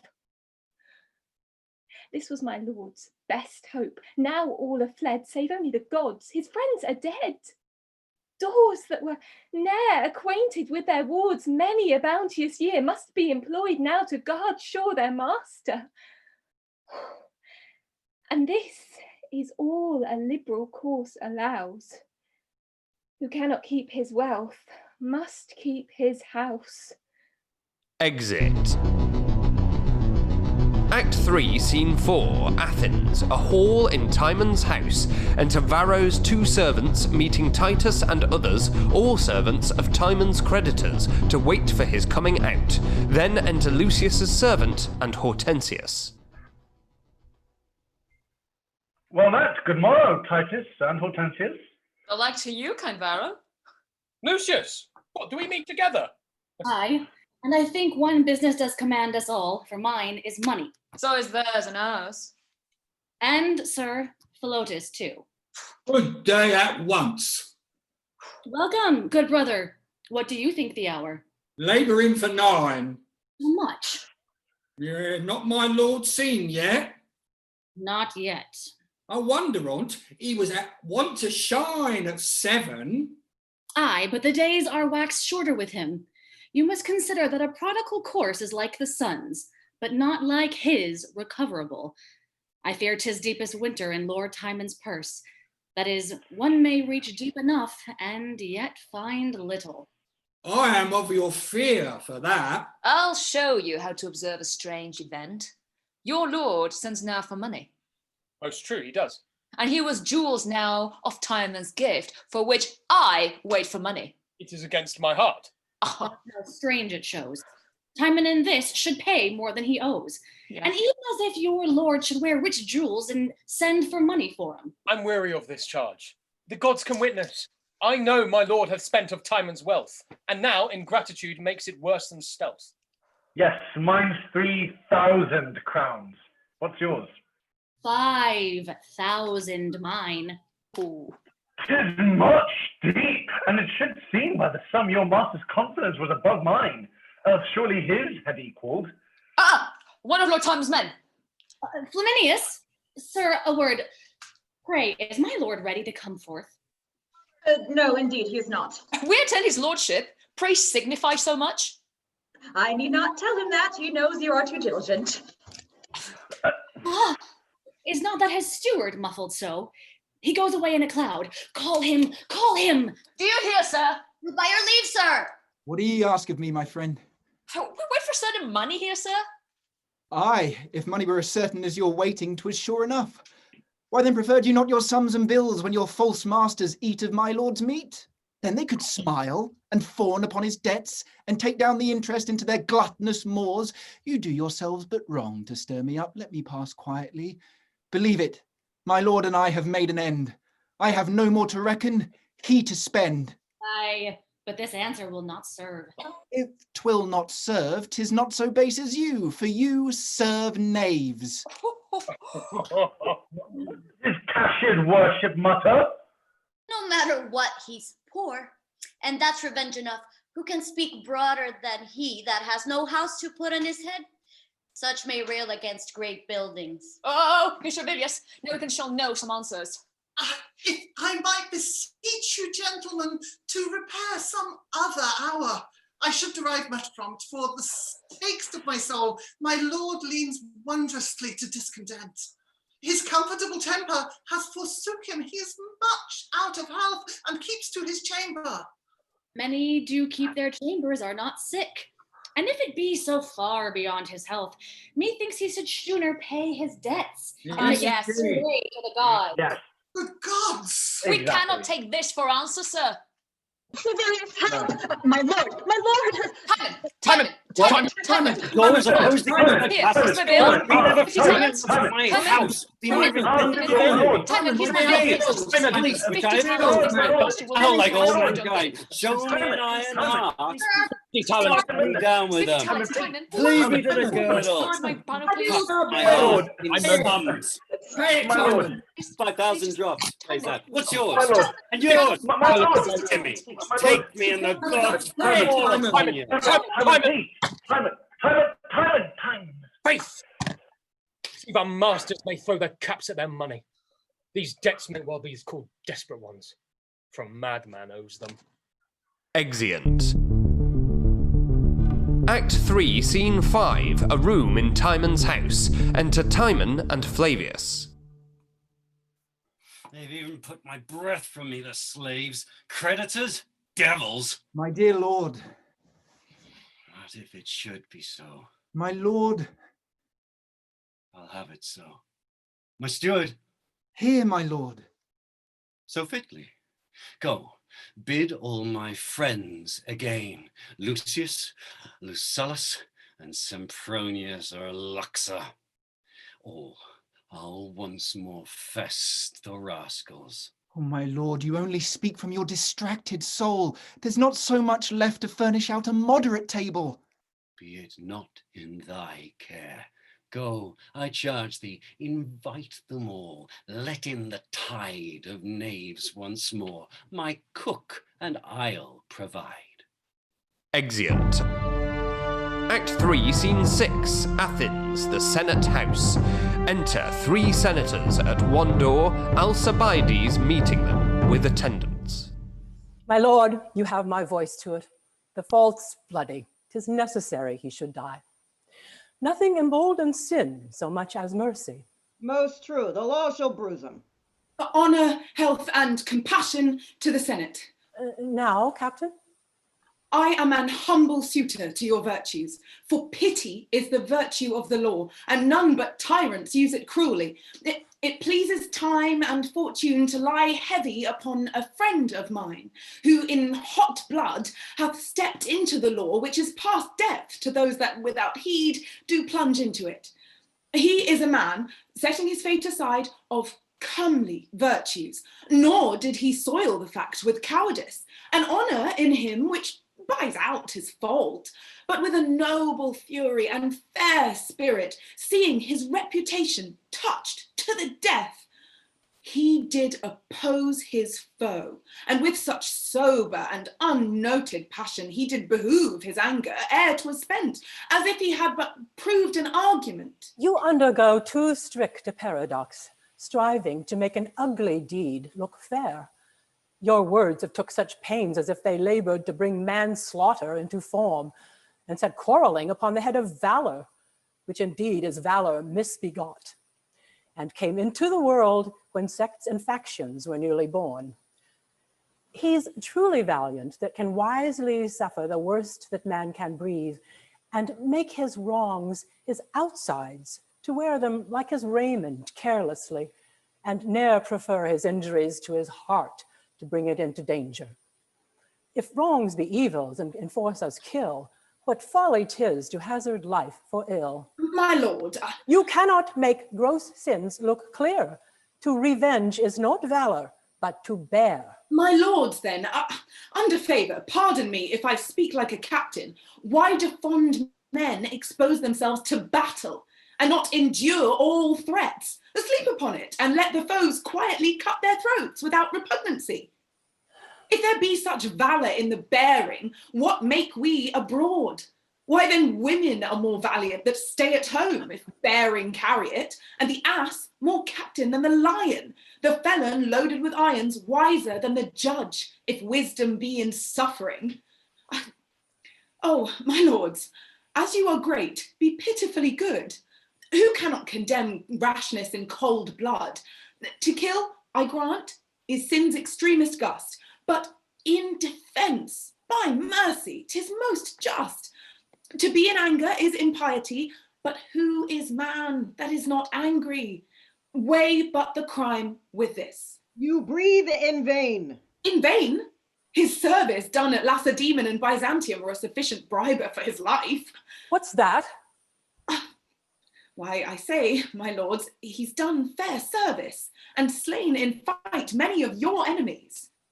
Yet of how full of valour did he bear himself in the last conflict and made plenteous wounds? He has made too much plenty with him. He is a sworn rioter. He has a sin that often drowns him and takes his valor prisoner. If there were no foes that were enough to overcome him, in that beastly fury he has been known to commit outrages and cherish factions. 'Tis inferred to us that his days are foul and his drink dangerous. He dies. Hard fate! He might have died in war. My lords, if not for any parts in him, though his right arm might purchase his own time and be in debt to none, yet more to move you, take my deserts to his, and join them both. And for I know your reverend ages love security, I'll pawn my victories, all my honour to you upon his good returns. If by this crime he owes the law his life, why let the war receive it in valiant gore. For law is strict and war is nothing more. We are for law. He dies. Urge it no more on height of our displeasure. Friend or brother, he forfeits his own blood that spills another. Must it be so? It must not be. My lords, I do beseech you, know me. How? Call me to your remembrances. What?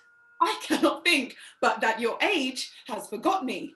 It could not else be I should prove so base to sue and be denied such common grace. My wounds ache at you. Do you dare our anger? 'Tis in few words, but spacious in effect. We banish thee forever. Banish me? Banish your dotage. Banish usury that makes the Senate ugly. If after 2 days' shine Athens contain thee, attend our weightier judgment. And not to swell our spirit, he shall be executed presently. Now the gods keep you old enough that you may live only in bone, that none may look on you. I'm worse than mad. I have kept back their foes, while they have told their money and let out their coin upon large interest. I myself, rich only in large hurts, all those for this. Is this the balsam that the usuring Senate pours into captains' wounds? Banishment. It comes not ill. I hate not to be banished.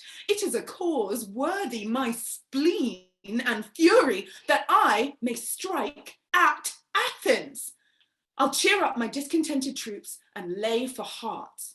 'Tis honour with most lands to be at odds. Soldiers should brook as little wrongs as gods. Exit. Act 3, Scene 7, Athens, a banqueting room in Timon's house. Tables set out, servants attending, and to diverse friends of Timon, senators and other lords at several doors. The good time of day to you, sir. I also wish it to you. I think this honourable lord did but try us this other day. Upon that were my thoughts tiring when we encountered. I hope it is not so low with him as he made it seem in the trial of his several friends. It should not be by the persuasion of his new feasting. I should think so. He hath sent me an earnest inviting, which many minor occasions did urge me to put off. But he hath conjured me beyond them, and I must needs appear. In like manner was I in debt to my importunate business, but he would not hear my excuse. I am sorry when he sent to borrow of me that my provision was out. I am sick of that grief too, as I understand how all things go. Every man hears so. What would he have borrowed of you? 1,000 pieces. 1,000 pieces? Yeah, what of you? He sent to me, sir. Oh, here he comes.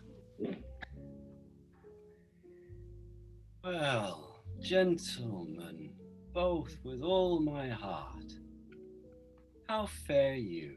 Ever at the best, hearing well of your lordship. The swallow follows not summer more willing than we, your lordship.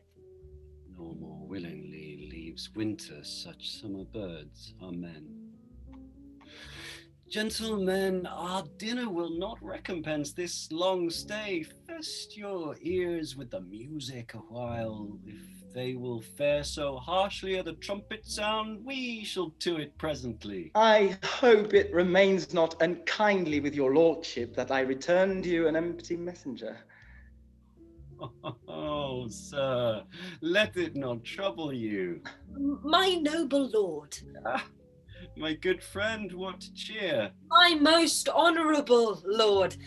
I am e'en sick of shame that when your lordship this other day sent to me, I was so unfortunate a beggar. Oh, think not on, sir. If you had sent me but 2 hours before... Let it not cumber your better remembrance. Come, bring in all together, each man to his stool with that spur as he would to the lip of his mistress. Your diet shall be in all places alike. Make not a city fest of it. Let the meat cool ere we can agree upon the first place. Sit, sit. Ah, uncovered dishes. Royal cheer, I warrant you. Doubt not that, if money and season can yield it. How do you? What's the news? Oh, Alcibiades is banished. Hear you of it? Alcibiades? Banished? Yeah, 'tis so, be sure of it. How? How? I pray you, upon what? My worthy friends, will you draw near? I'll tell you more anon. Here's a noble feast towards. This is the old man still. Will told, will told. It does, but time will, and so... I do conceive. The gods require our thanks.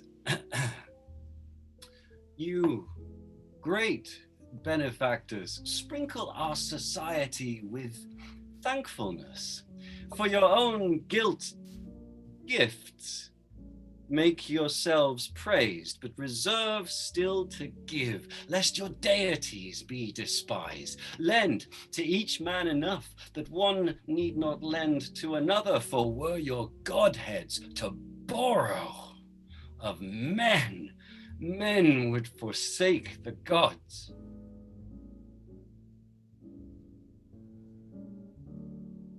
Make the meat be beloved of more than man that gives it. Let no assembly of 20 be without a score of villains. If there sit 12 women at the table, let a dozen of them be as they are. The rest of your fees, oh gods, the senators of Athens, together with the common lag of people, what is amiss in them, you gods make suitable for destruction. For these my present friends, as they are to me nothing, so in nothing bless them, and to nothing are they welcome. Uncover, dogs, and lap. What does his lordship mean? What's it mean? What I know not. You a better fest never behold, you knot of mouth friends. Smoke and lukewarm water is your perfection. This is Timon's last, who stuck and spangled with your flatteries, washes it off and sprinkles it in your faces, your reeking villainy. Oh! Live loathed and long, most smiling, smooth, detested parasites, courteous destroyers, affable wolves, meek bears, ye fulls of fortune, trencher friends, times, flies, cap and knee slaves, vapors and minute jacks of man and beast, the infinite malady crushed ye quite. Oh, where dost thou go? Soft, take thy physic first, thou too, and thou. Stay, I will lend thee money, borrow none. What? All in motion, henceforth be no fest, whereat a villain's not a welcome guest. Burn house, sink Athens, henceforth hated be of Timon, man, and all humanity. Hello, my lord. Know you the quality of Lord Timon's fury? Bush, did you see my cap? I have lost my gown. He's but a mad lord, and naught but humour sways him. He gave me a jewel the other day, and now he has beat it out of my heart. Did you see my jewel? Did you see my cap? Here it is. Oh. Here is my gown. Let's not stay. Let's make no stay here. Lord Timon's mad. I feel 't upon my bones. One day he gives us diamonds, the next day stones. Exeunt the senators and other lords. Act 4, Scene 1. Outside the walls of Athens. Enter Timon. Let me look back upon thee. Thou wall that girdles in these wolves dive in the earth, and fence not Athens. Matrons turn incontinent. Obedience fail in children. Slaves and fools pluck the grave, wrinkled senate from the bench and minister in their steads to general filths. Convert at the instant, green virginity, do it in your parents' eyes. Bankrupts, hold fast rather than render back. Out with your knives and cut your trusters' throats. Bound servants, steal. Large-handed robbers your grave masters are, and pill by law.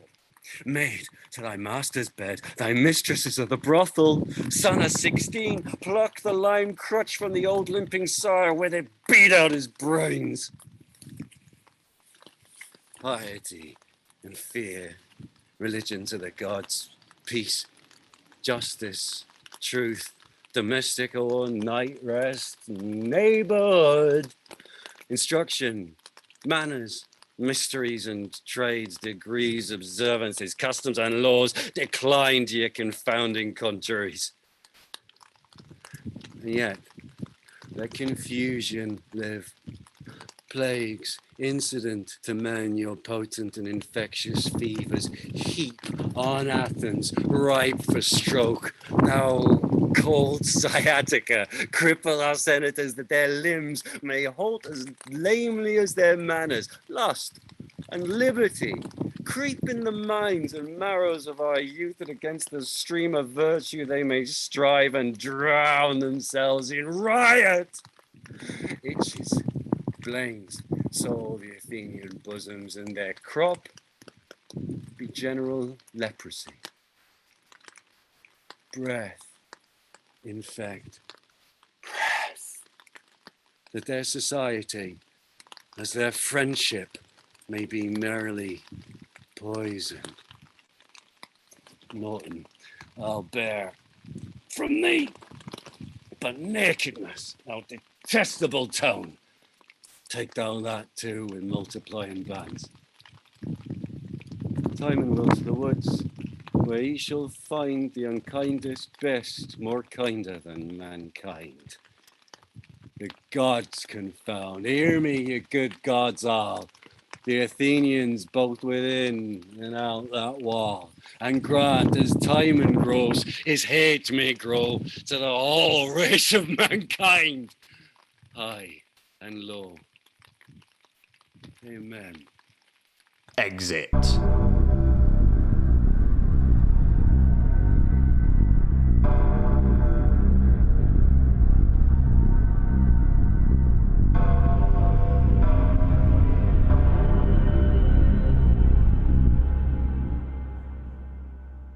And that, Groundlings, is your 5-minute interval. You now have 5 minutes to refresh yourself, refresh your drinks, and get ready for the second half to commence at approximately 20:55. In the meantime, if you have any questions for either myself or the production team, do feel free to bring those in the YouTube chat, and we will endeavour to do our best to answer them with the little amount of time that we have. We'll also save them for the post-show discussion as well. So get those questions rolling in. And first, I'd love to get Ruth Page out here, please. Hello, Ruth Page. I believe you have an update for us on our Patreon.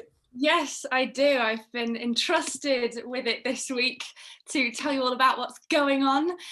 So as always, a huge thank you to all of our patrons and your continued support of the series. It honestly means the world to each and every one of us. So thank you so much for your generosity. We have a couple of names to shout out this week who have joined our Patreon. So a big thank you to David B and Martin F. We're thrilled to have over 160 people in our Patreon family now. So thank you. But it is never too late to join. If you're new to the Show Must Go Online, hello, welcome. Thank you so much for joining us. Everyone involved in this project works entirely voluntary, and unfortunately, all of us have lost work and face a really uncertain future as a result of the pandemic. So if you would like to tip your actors and creatives this evening, this afternoon, this morning, wherever you are, then head on over to our Patreon at www.patreon.com/theshowmustgoonline. The link is in the description box below, so it's super easy to get there. You can give as little or as much as you like per month, or you can do a one-off donation, which is appreciated just as much. And in return, I can personally guarantee you access to exclusive TSMGO content that you will not find anywhere else. We've got vlogs, we've got bonus words of the week, we've got first look exclusives from the rehearsal room ahead of the live streams.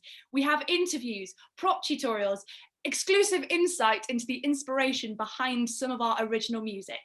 And this week, we are finally going to release our exclusive interview with the one and only Ben Crystal, talking all things Shakespeare and original pronunciation. Trust me, you don't want to miss it. So come join us over on the Patreon for even more TSMGO goodness. Fabulous. Thank you so much, Ruth. And Matt, I noticed you're wearing an orange shirt today. Why is that? Yes, I am. So Orange Shirt Day is a special day in Canada. It's September 30th, and it's recognized across Canada to remember the survivors of the residential school system in Canada and to honor the children who did not survive the residential school system. I won't go too much into it, but if you want to learn more about Canada's residential school system and the history of that system, please check out my Twitter, which I believe my handle is down also in the description. Content warning that it can be disturbing for some learners. But yeah, thank you, Rob.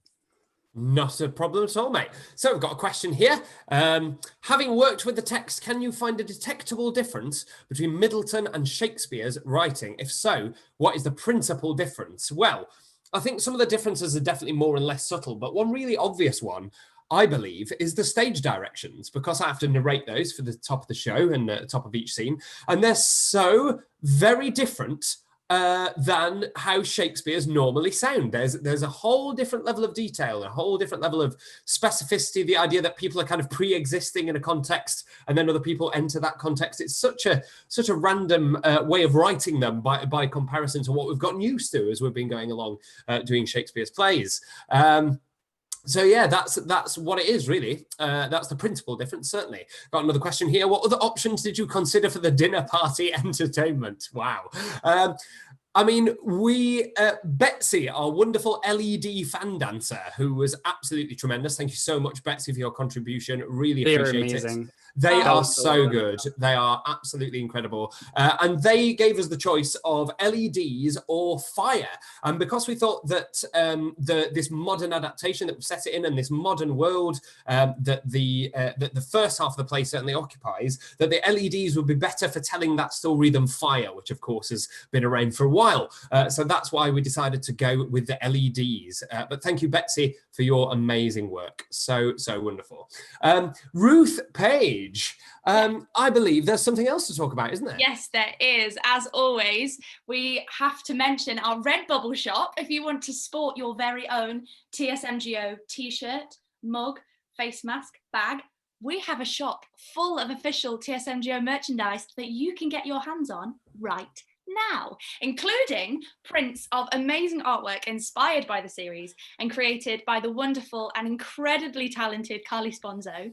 Just like the Patreon, all the profits are put into our opt-in hardship fund, which directly supports the actors and creatives, as well as Carly herself. All you need to do is head to the description box below for the link, which will take you directly to the Redbubble so that you can shop to your heart's content. Thank you so much, Ruth. Very welcome.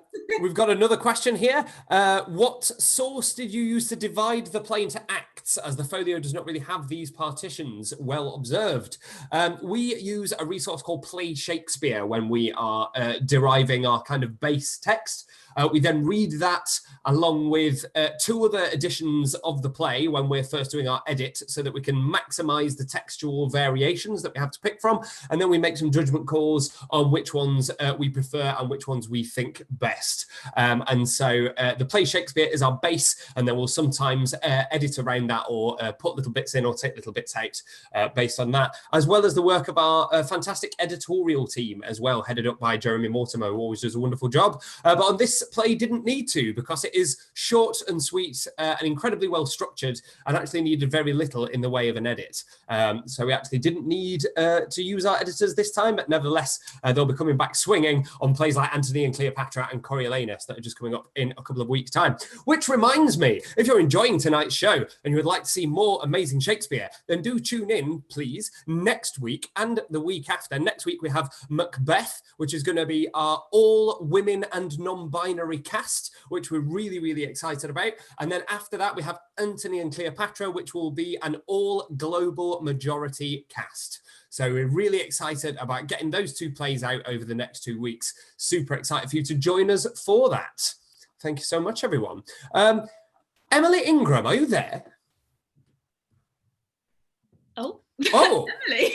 I say Emily. I still have the virtual background on. Sorry, that was Betsy. Emily. Not mine. For once, it's not me. It's not you either floating down a river or in a toilet. Yeah, the toilet was a good one. Yeah. Virtual background. Yeah. Check out Othello if you'd like to see my face in a toilet. Yeah, that's the wonderful Betsy's work there. Who we've already given a shout out to, but we have absolutely, yes. And that's my hat stand. Wonderful. So I just thought, given that our question there was about scene changes, and obviously both last week and this, we've had some kind of video scene changes that are really helping to lift the storytelling. I thought you might want to discuss a little bit about your design work on the show. Oh, yeah. So my design work when we were doing the histories primarily involved getting photos of lovely cast members and putting them into not so lovely coffins or decapitating them. In fact, I worked with a design called Ash Price initially, and then sort of took over when Ash was no longer available. But I think Ahd was the very first person we decapitated for the show, so it's quite fitting that he's on the show this week. But yes, decapitations and coffins were definitely what I did most of graphic design wise for the show in the early history productions. But then it sort of moved into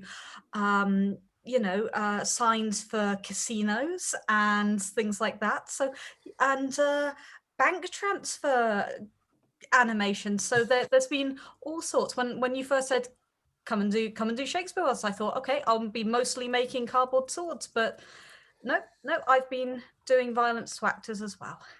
We have been getting rather carried away here since the very beginning at The Show Must Go Online, and Emily's been doing a fantastic job keeping pace with that constant striving for innovation. Definitely a highlight of this week's show, that money transfer, which is very exciting. Thank you so much for that, Emily. So let's have a little look. Do we have any more questions from our wonderful audience? It's Adam! Hi, Adam. Hi, Adam. How are you, Adam? I'm very good, thank you. How are you guys? Excellent, thank you. So I believe this has been a particularly challenging show for you from a sound design perspective. Do you want to talk us through some of the influences that you've been dealing with this week?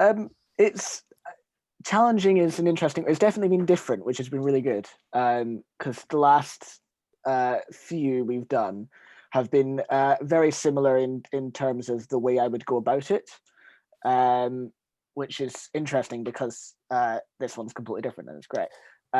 Obviously, the modern world is the kind of the first thing. So musically, we're taking it up a notch, kind of more electro stuff, some more club-based stuff, which was really fun because it's not really my usual forte.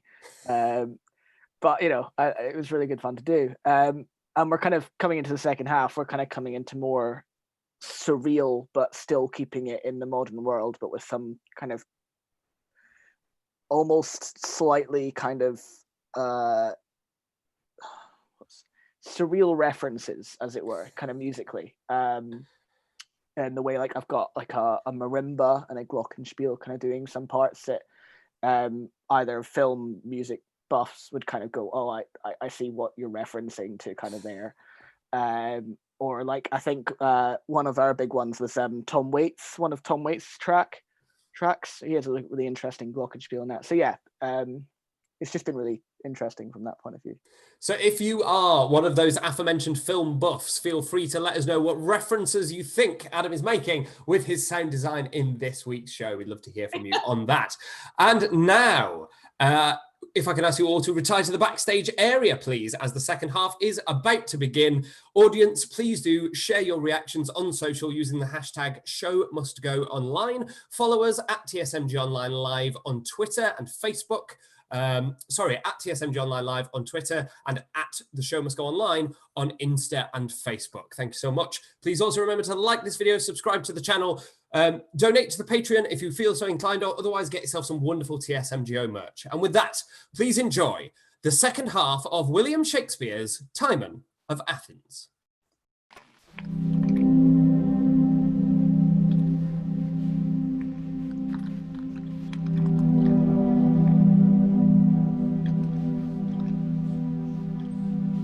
Act 4, Scene 2, Athens, a room in Timon's house. Enter steward Flavius with two of Timon's servants, Flaminius and Servilius. Hey you, master steward, where's our master? Are we undone, cast off, nothing remaining? Alack, my fellows, what should I say to you? Let me be recorded by the righteous gods, I am as poor as you. Such a house broke. So noble a master fallen, all gone, and not one friend to take his fortune by the arm and go along with him. As we do turn our backs from our companion thrown into his grave, so his familiars to his buried fortune slink all away, leave their false vows with him, like empty purses picked, and his poor self, a dedicated beggar to the air, with his disease of all shunned poverty, walks like contempt alone. Luke, who comes hither? A broken implement of a ruined house. Yet to our hearts wear Timon's livery, that I see by our faces we are fellows still, serving alike in sorrow. Leaked is our bark, and we poor mates stand on the dying deck, hearing the surge's threat. We all must part into this sea of air. Good fellows all, the latest of my wealth I'll share amongst you. Wherever we shall meet, for Timon's sake, let's yet be fellows. Let's shake our heads and say, as 'twere a knell unto our master's fortunes, we have seen better days. Let each take some. Nay, put out all your hands. Not one word more. Thus, Parting, we rich in sorrow, parting poor. Oh, the fierce wretchedness that glory brings us! Who would not wish to be from wealth exempt, since riches point to misery and contempt? Who would be so mocked with glory, or to live but in a dream of friendship, to have his pomp and all what state compounds but only painted, like his varnished friends? Poor, honest lord, brought low by his own heart, undone by goodness. Strange, unusual blood, when man's worst sin is, he does too much good. Who then dares to be so kind again? For bounty that makes gods do still mar men. My dearest lord, blessed to be most accursed, rich only to be wretched, thy great fortunes are made thy chief afflictions. Alas, kind lord, he's flung in a range from this ingrateful seat of monstrous friends, nor has he with him to supply his life, or that which can command it. I'll follow and inquire him out. I'll serve his mind with my best will. Whilst I have gold, I'll be his steward still. Exit. Act 4, Scene 3. Woods and cave near the seashore. Enter Timon in the woods.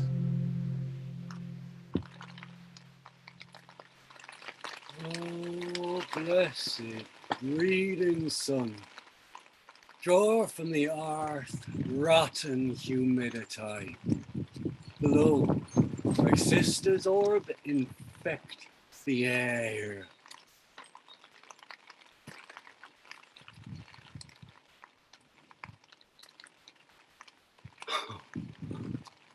Twinned brothers of one woman, whose procreation, residence, and birth scarce is dividend, touch 'em with several fortunes. The greater scorns the lesser. Not nature, to whom all sorrows lay siege, can hear great fortune, but by contempt the nature. Raise me this beggar, and deny that lord. The senators shall bear contempt hereditary, the beggar native honor. It is the pasture lord, the brother's sides, the want that makes him leave. Who dares in purity of manhood stand upright and say, this man's a flatterer? If unbe, so are they all, for every grace of fortune is smouthed by that below. The learned pate ducks to the golden foe. How's of the tree? There's nothing level in our cursed natures but direct villainy.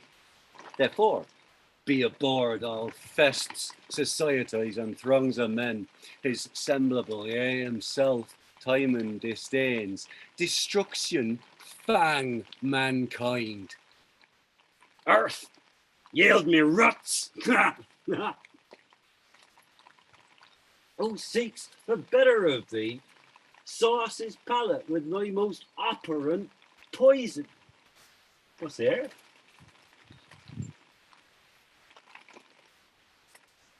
Gold. Yellow, glittering, precious gold. No! Gods, I am no idle votarist. Roots, ye clear heavens.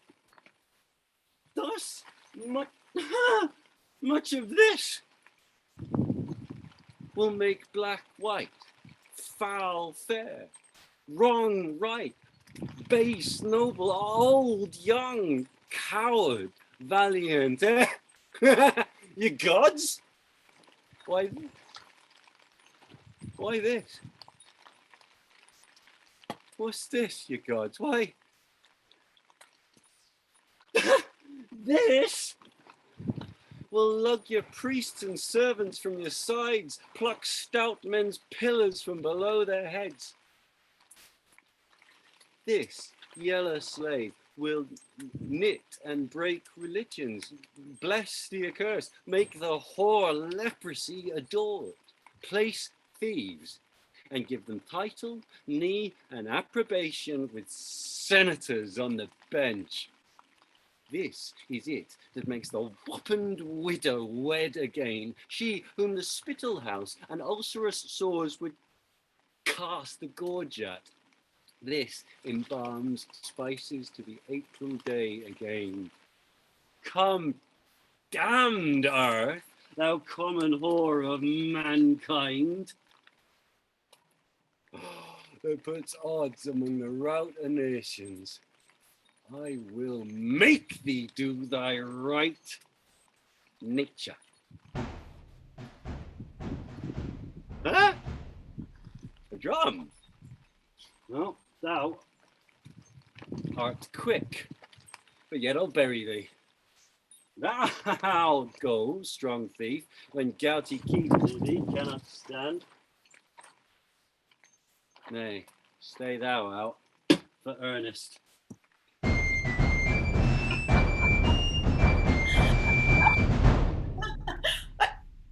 What art thou there? Speak. A best as thou art, the canker gnaw thy heart for showing me again the eyes of man. What is thy name? Is man so hateful to thee that art thyself a man? I am misanthropos and hate mankind. For thy part, I do wish thou wert a doggy, that I might love thee something. I know thee well, but in thy fortunes am unlearned and strange. I know thee too, and more than that I know thee, I not desire to know. Follow the drum, with man's blood, paint the ground jewels. Jewels! Religious canons, civil laws are cruel. Then what should war be? This fell whore of thine hath in her more destruction than thy sword, for all her cherubim look. Thy lips rot off. I will not kiss thee. Then the rot returns to thine own lips again. How came the noble Timon to this change? As the moon does, by wanting light to give, but then renew I could not like the moon. There were no suns to borrow of. Noble Timon, what friendship may I do thee? None, but to maintain my opinion. What is it, Timon? Promise me friendship, but perform none. If thou wilt not promise, the gods plague thee, for thou art a man. If thou dost perform, confound thee, for thou art a man. I have heard in some sort of thy miseries. Thou saw'st them when I had prosperity. I see them now. Then was a blessed time. As thine is now, held with a brace of harlots. Is this the Athenian minion whom the world voiced so regardfully? Art thou Timandra? Yes. Beale, or still they love thee not that use thee. Give them diseases, leaving with thee their lust. Make use of thy salt hours, season the slaves for tubs and baths, bring down rose-cheeked youth to the fub fast and the diet. Hang thee, monster! Pardon him, sweet Timandra, for his wits are drowned and lost in his calamities. Now, I have but little gold of late, brave Timon, that want whereof doth daily make revolt in my penurious band. I have heard and grieved how cursed Athens, mindless of thy worth, forgetting thy great deeds when neighbour states, but for thy sword and fortune trod upon them. I prithee, beat thy drum and get thee gone. I am thy friend, and pity thee, dear Timon. How dost thou pity him who you dost trouble? I had rather be alone. Why, fare thee well. Here is some gold for thee. Keep it. I cannot eat it. When I have laid proud Athens on a heap. Warst thou against Athens? I, Timon, and have cause. gods, confound them all in thy conquest, and we after, when thou hast conquered. Why me, Timon? That by killing of villains thou wast born to conquer my country. If you did put up thy gold, go on. Here's gold. Here's a planetary plague, when Jove will o'er some high-viced city hang his poison in the sick air. Let not thy sword skip one. Pity not honoured age for his white beard. He's a usurer. Strike me the counterfeit matron. It's her habit only that is honest. Herself's abhorred. Let not the virgin's cheek make soft thy trenchant sword, for those milk paps that through the window barn bore at men's eyes are not within the leaf of pity writ, but set them down horrible traitors. Spare not the babe, whose dimpled smiles when fools exhaust their mercy, think it a bastard, whom the oracle hath doubtfully pronounced. The throat shall cut, and mince it son's remorse. Swear against objects, put armour on thine ears and on thine eyes, whose proof nor yells of mothers, maids, nor babes, nor sight of priests in holy vestments bleeding shall pierce a jot. There's gold to pay thy soldiers. Make large confusion, and thy fury spent, confounded be thyself. To speak not, begone. Hast thou gold yet? I'll take the gold thou givest me, not all thy counsel. Dost thou or dost thou not heaven's curse upon thee? Give us some gold, good Timon. Hast thou more? Enough to make an whore forswear her trade and to make whores aboard. Hold up, you slut, your aprons mountant. You're not oathable, although I know you'll swear. Terribly swear into strong shudders and to heavenly agues.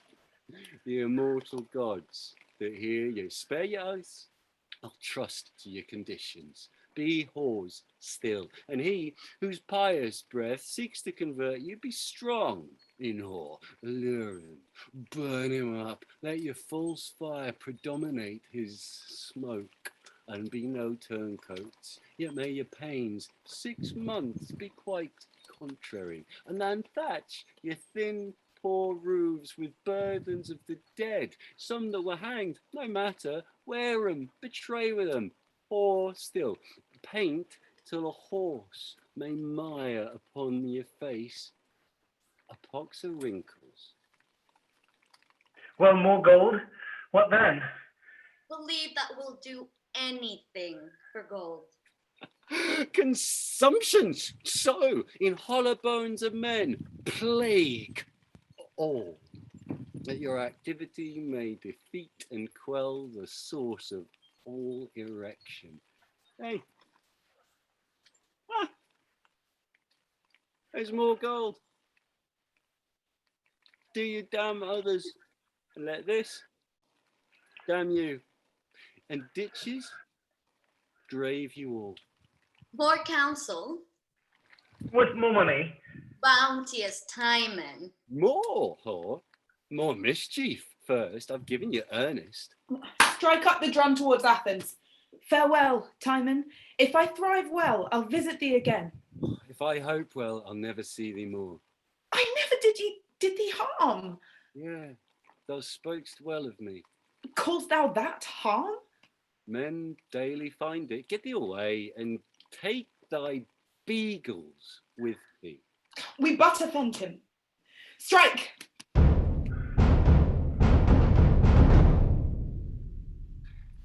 That nature, being sick of man's unkindness, should yet be hungry.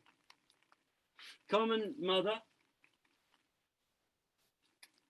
whose womb unmeasurable and infinite breast teems and feeds all, whose self-same metal whereof thy proud child, arrogant man, is puffed, engenders the black toad and adder blue with all the abhorred birth upon crisp heaven, whereon Hyperion's quicken in fire doth shine, yield him whom all the human sons do hate, from forth thy plenteous bosom one poor root.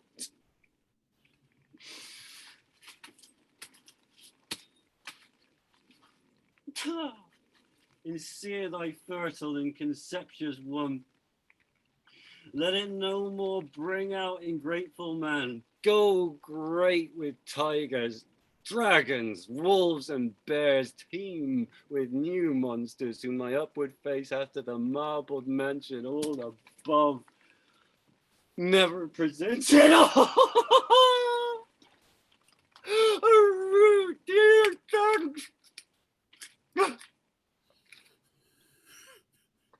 More men. Plague! Plague! I was directed hither. Men report thou dost affect my manners and dost use them. 'Tis then, because thou dost not keep a doggy, whom I would imitate, consumption catchy. This is in thee a nature but infected, a poor unmanly melancholy sprung from change of future. Why this spade, this place, this slave-like habit, and those looks of care? Thy flatterers yet wear silk, drink wine, lie soft, hug their diseased perfumes, and have forgot that ever Timon was.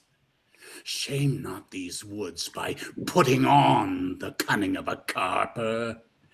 Be thou a flatterer now, and seek to thrive by that which is undone thee. Hinge thy knee, and let the very breath of whom thou observest blow off thy cap.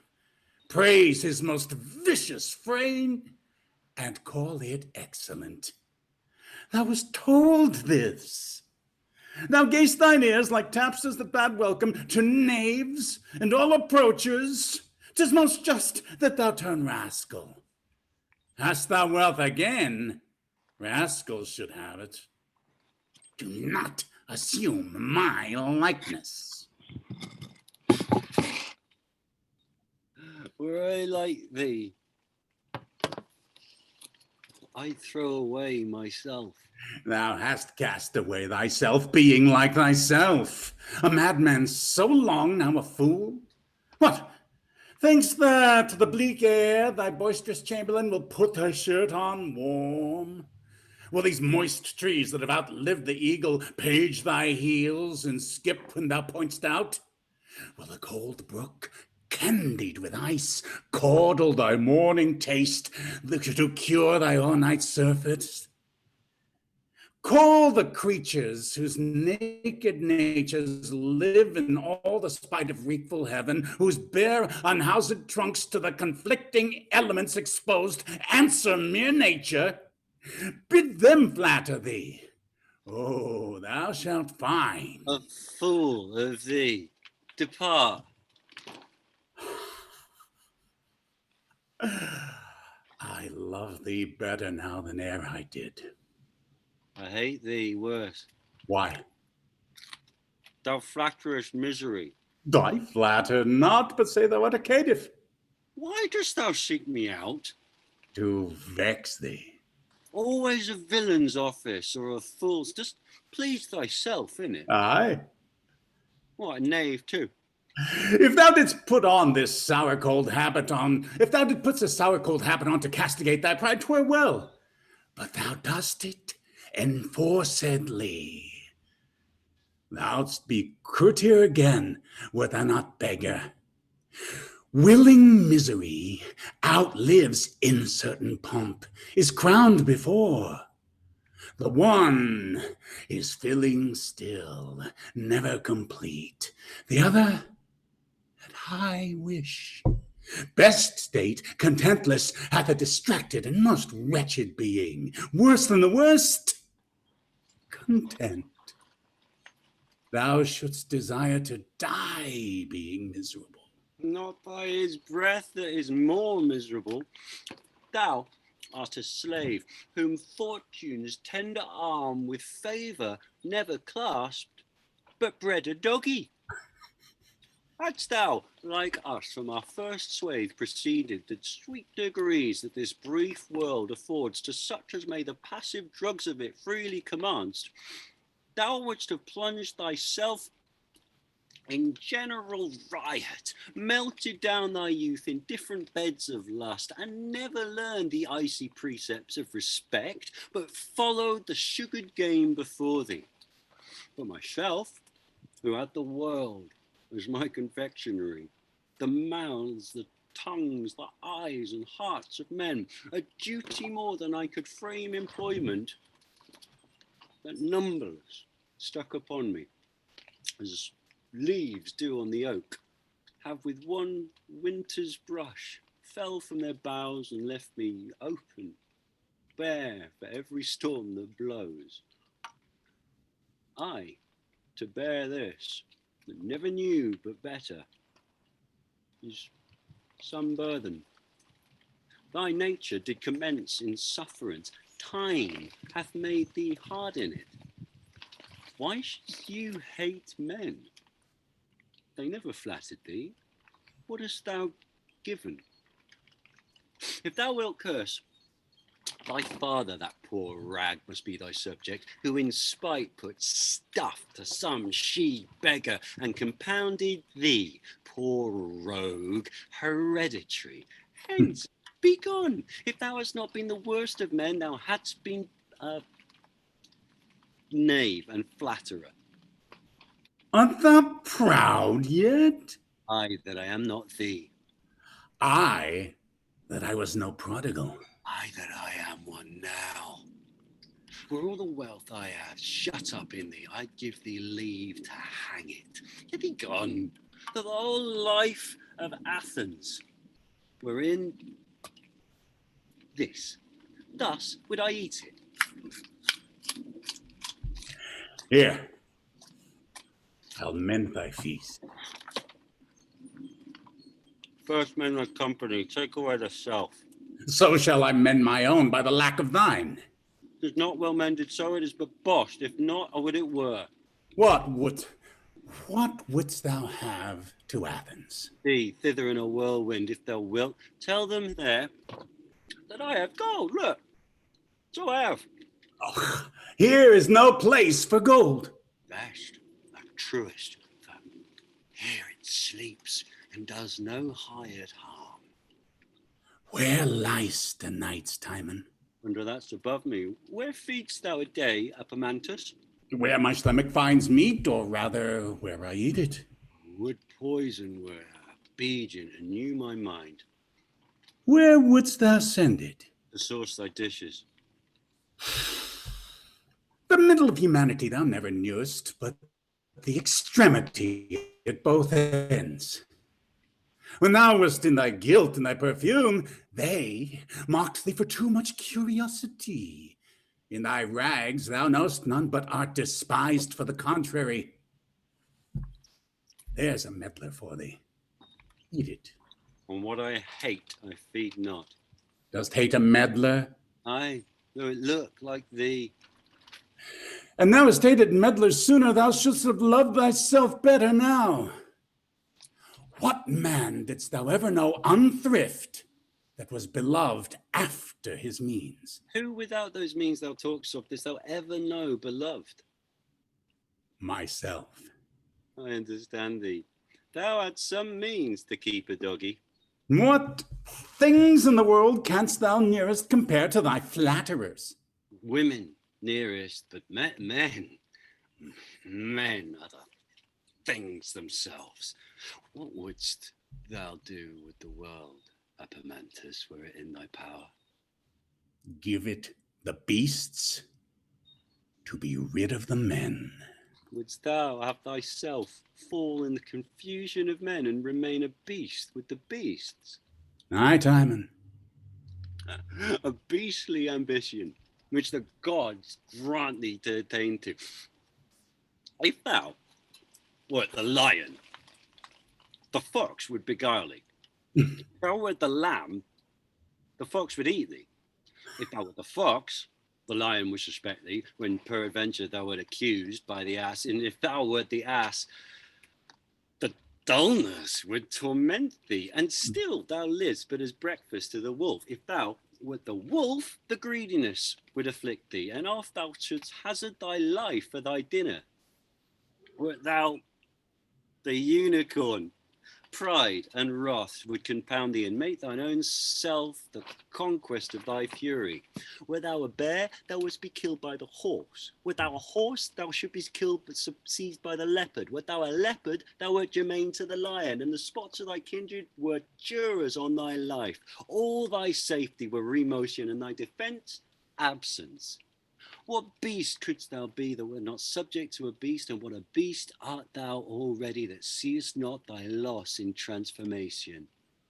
If thou couldst please me with speaking to me, thou mightst have hit upon it here. The Commonwealth of Athens is become a forest of beasts. How has the ass broke the wall that thou art out of the city? Yonder comes a poet and a painter, the plague of company light upon thee. I will fear to catch it and give way. When I know not what else to do, I'll see thee again. When there is nothing living but thee, thou shalt be welcome. I'd rather be a beggar's doggy than Apemantus. Thou art the cap of all fools alive. Wert thou clean enough to spit upon? A plague on thee, thou art too bad to curse. All villains that do stand by thee are pure. There's no leprosy but what thou speak'st. If I named thee, I would beat thee, but I should infect my hands. I would, my tongue would rot them off. Away, thou issue of a mangy dog, collar does kill me that thou art alive. I swooned to see thee. Thou wouldst burst. Away, thou tedious rogue, I'm sorry I shall lose a stone by thee. Beast! Slave! Toad! Rogue! Rogue! Rogue!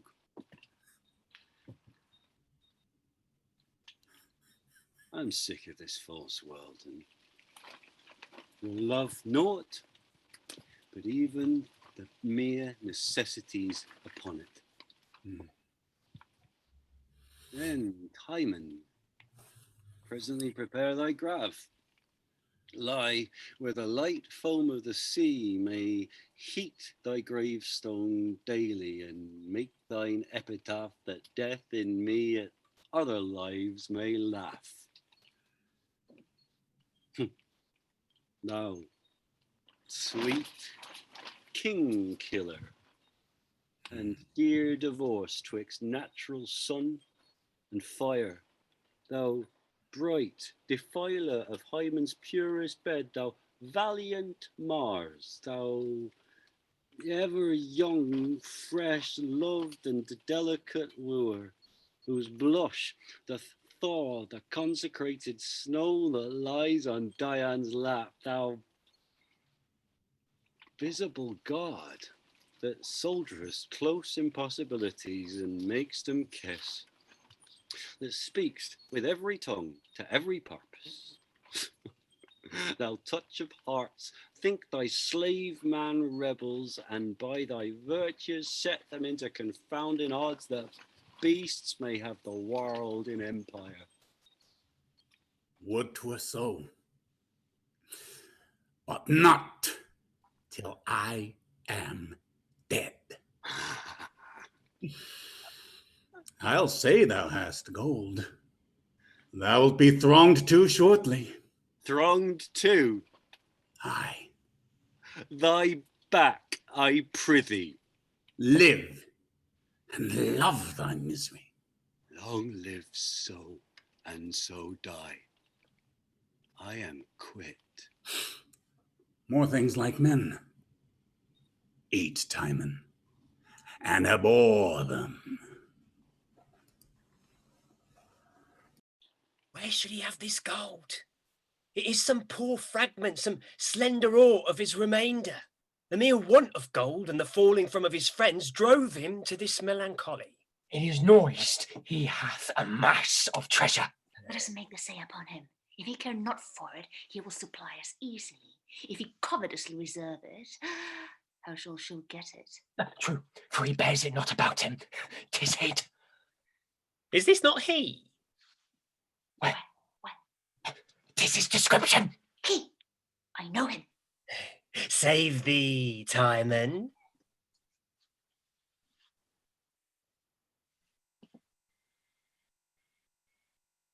Oh.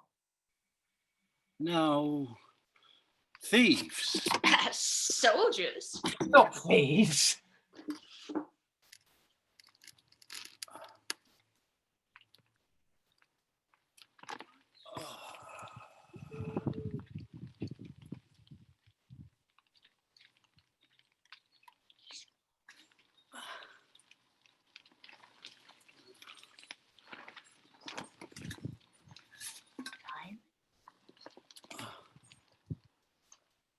Both, too, and women's sons. We are not thieves. Men. Not much do you want. Your greatest want is you want much of meat. Why should you want? Behold. The earth hath ruts. Within this mile break forth 100 springs. The oaks bear mass, the briars scarlet herbs, the bounteous huswife nature on each bush lays her full mess before you. One? Why one? We cannot live on grass, on berries, water, as beasts and birds and fishes. Nor on the beasts themselves, the birds and fishes. You must eat men. Yet thanks I must you come, that you are thieves professed, that you work not in holier shapes. For there is boundless theft in limited professions. Rascal thieves, here's gold. Go. Suck the salt blood of the grape till the high fever seeth your blood to froth, and so scape hanging. Trust not the physician, his antidotes are poison, and he slays more than you rob. Take wealth and lives together, do, villain, do, since you protest to do it. Like workmen, I'll example you with thievery. The sun is a thief, and with his great attraction robs the vast sea. The moon's an arrant thief, and her pale fire she snatches from the sun. The sea's a thief whose liquid surge resolves the mun into salt tears. The earth's a thief, the laws that feeds and breeds by a composture stolen from general excrement. Each thing's a thief. Your curb and whip the law in their rough power has left unchecked theft. Love not yourselves away, rob one another. Here, there's more gold, cutthroats. All that you meet a thief. To Athens go, break open shops. Nothing can you steal, but thieves do loose it. Steal less, but this I give you. And gold confound you howsoe'er. Amen. Almost charm me from my profession by persuading me to it. 'Tis in the malice of mankind that he thus advises us not to have us thrive in our mystery. I'll believe him as an enemy and give over my trade. Let's first see peace in Athens. There is no time so miserable, but a man may be true.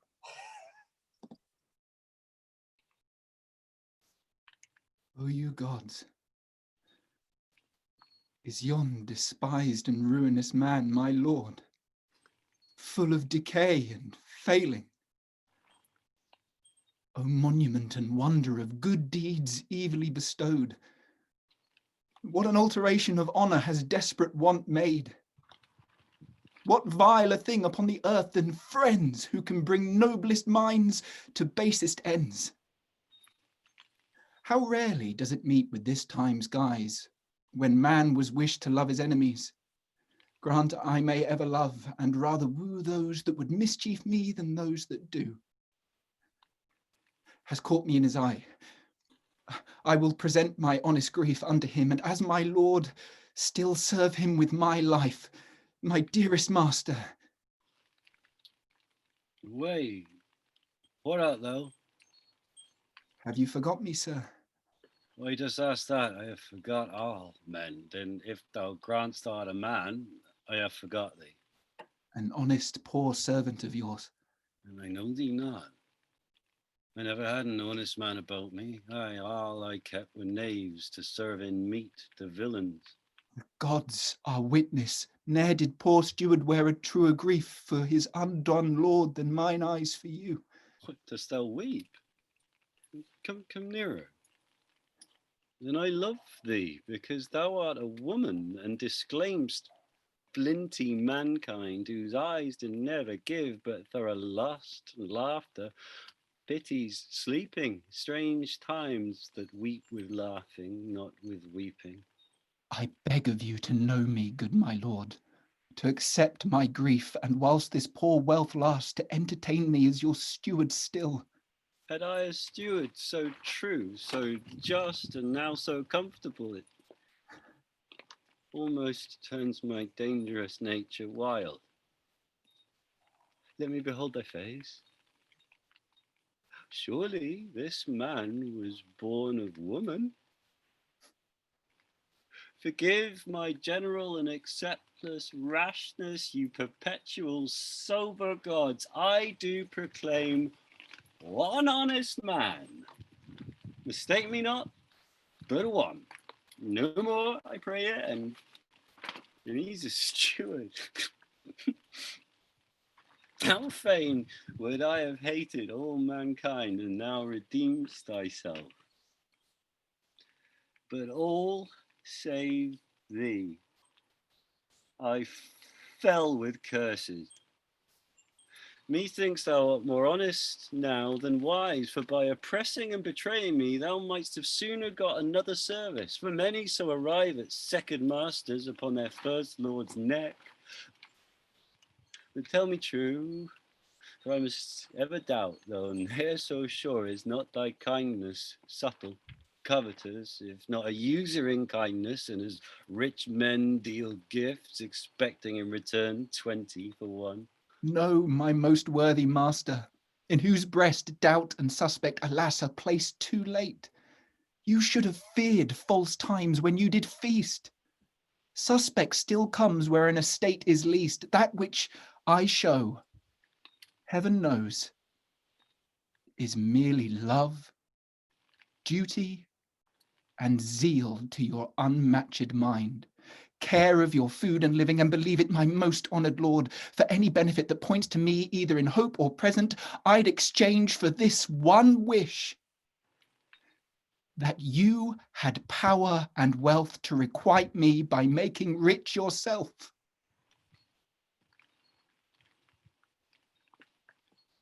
Thee, 'tis so, thou singly honest man. Here. Here. Take.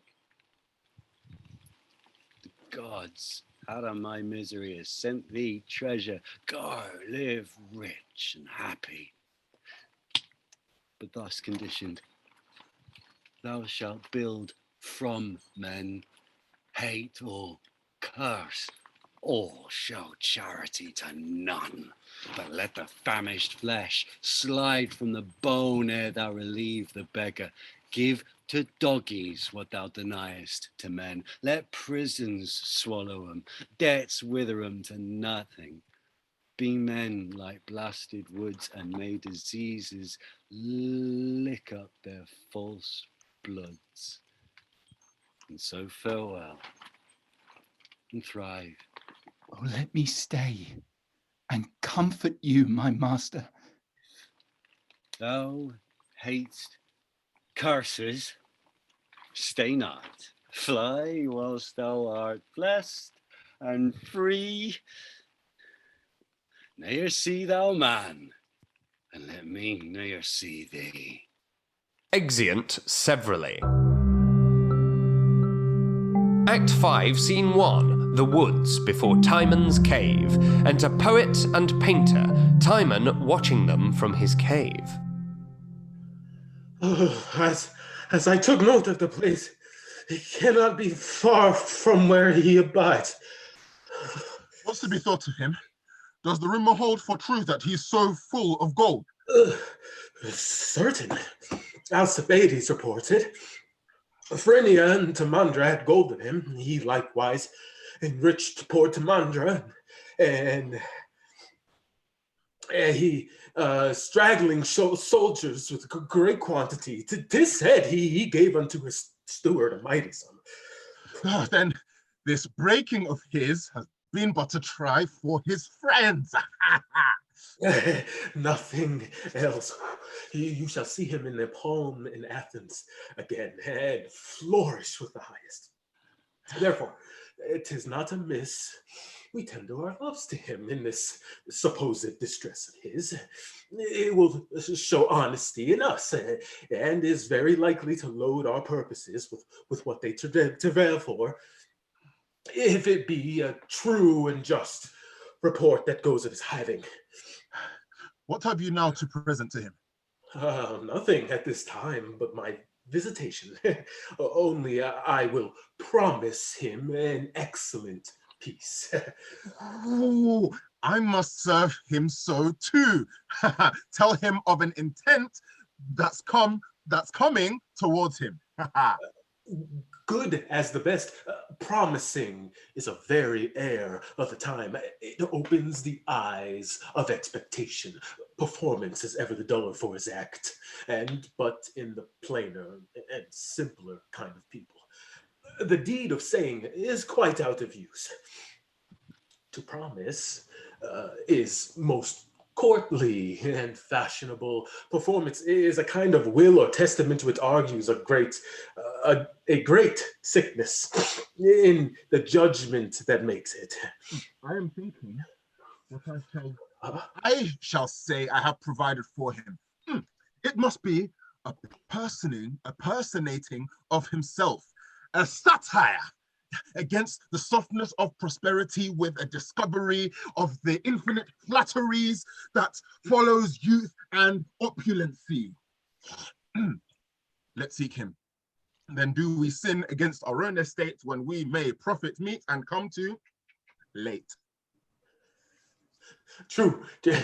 When the day serves, before black-cornered night, find what thou want'st by free and offered light. Come. Hey! Worthy Timon. Late, noble master. Have I once lived to see two honest men? Sir,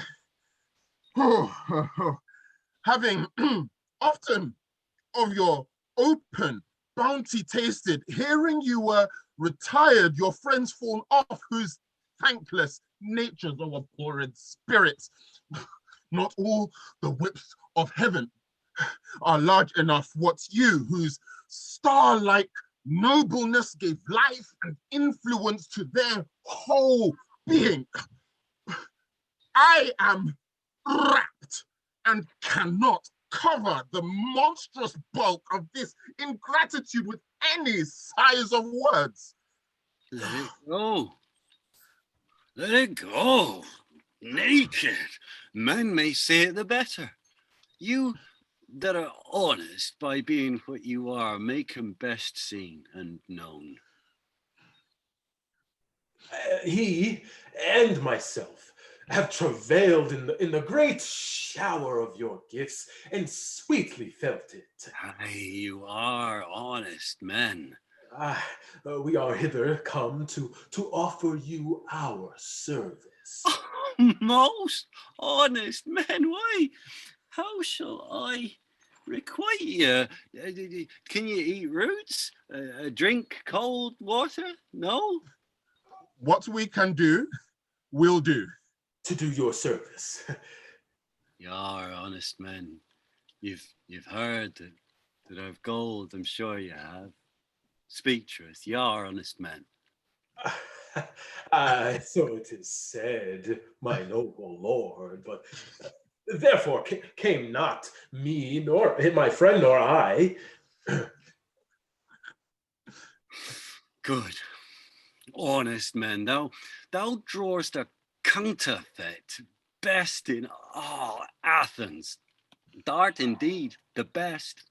Thou counterfeits most lively.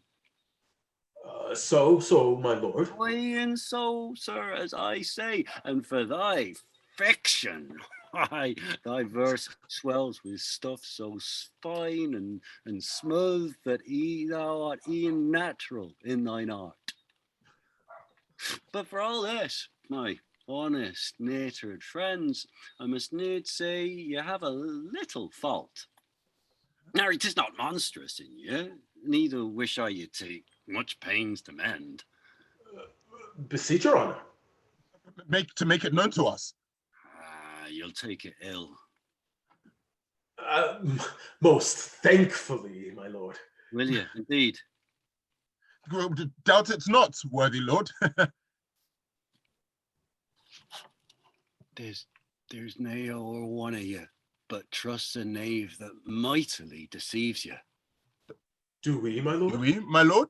Aye, you hear him cog and see him dissemble, know his gross patchery, you love him, you feed him, you keep him in your bosom, yet remain assured that he's a made-up villain. I know no such, my lord. Nor I. Oh, look you. I love you well, look. I'll give you gold. Rid me these villains from your companies, like hang them, stab them, drown them in a draught, and found them by some course, and come to me, and I'll give you gold enough. Name them, my lord. Let's know them. You, that way, you this, but two in company, each man apart, all single and alone, yet an arch villain keeps him company. If where thou art, two villains shall not be, come not near him. If thou wouldst not reside, but where one villain is, then him abandon. Hey? Now, hence. Pack! There's gold. You came for gold, you slaves. You have worked for me. There's payment. Hence! You're an alchemist. Make gold of that. Out, rascal doggies. It is in vain that you would speak with Timon, for he is set so only to himself that nothing but himself which looks like man is friendly with him. Bring us to his cave. It is our part and promise to the Athenians to speak with Timon.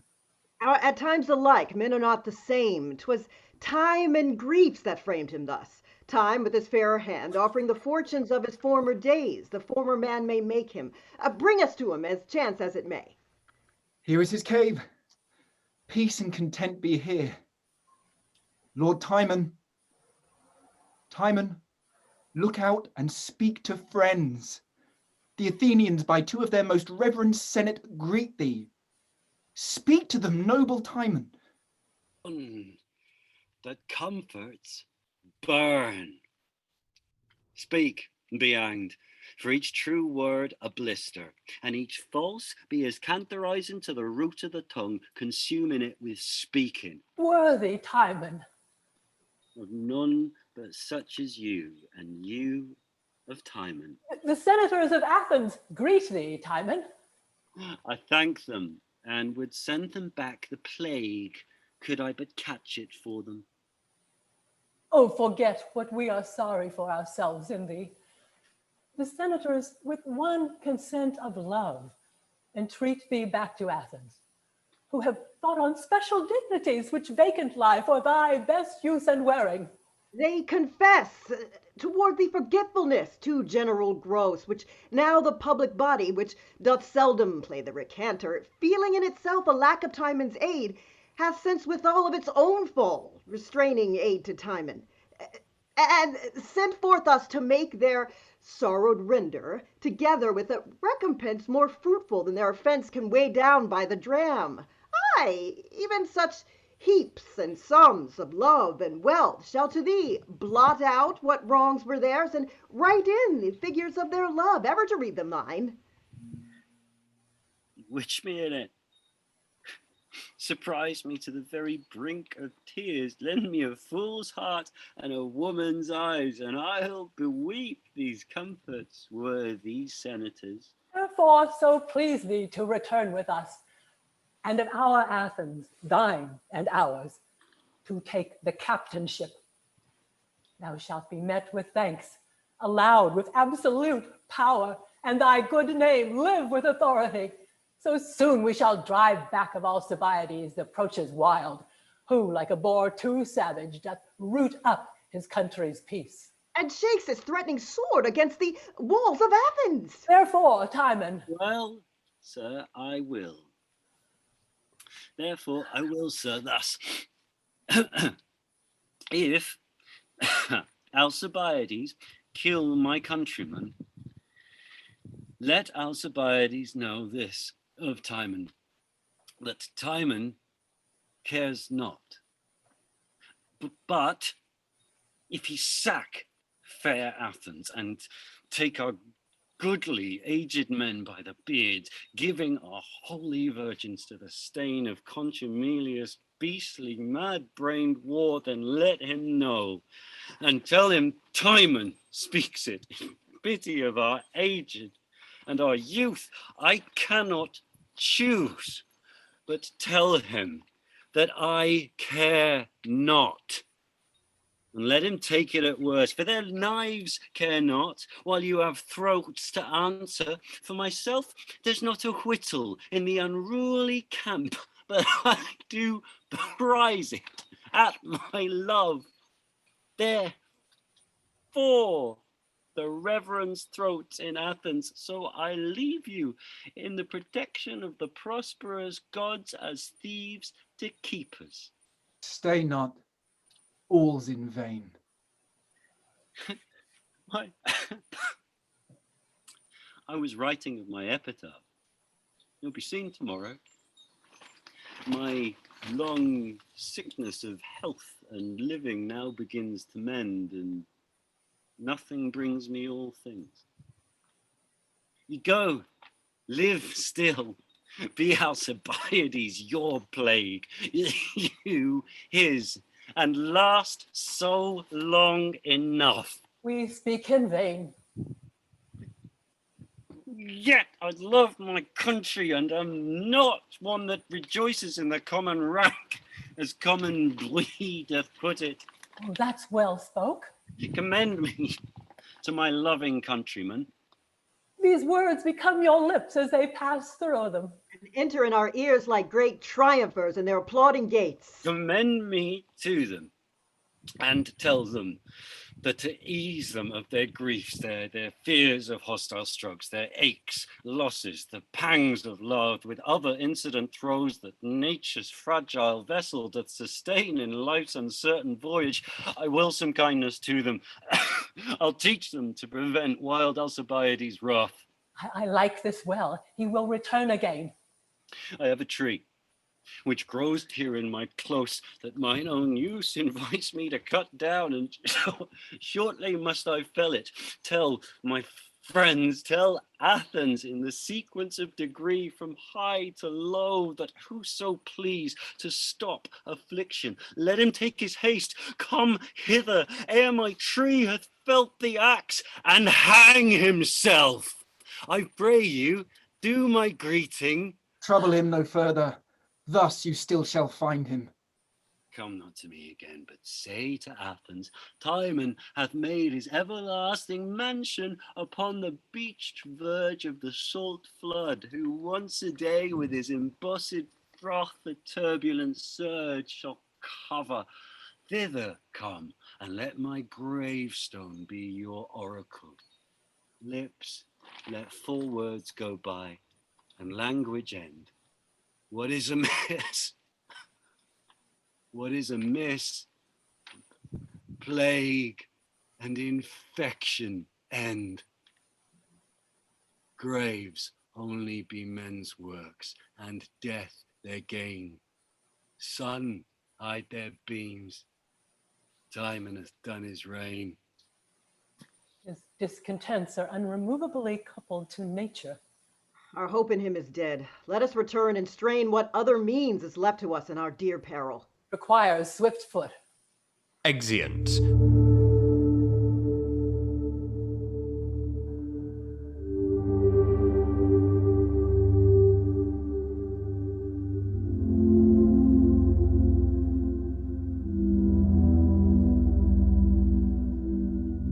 I was painfully discovered. I have spoke the least.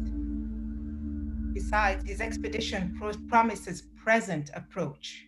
We stand much hazard if they bring not Timon. I met a courier, one mine ancient friend, whom though in general part we were opposed, yet our love made a particular force and made us speak like friends.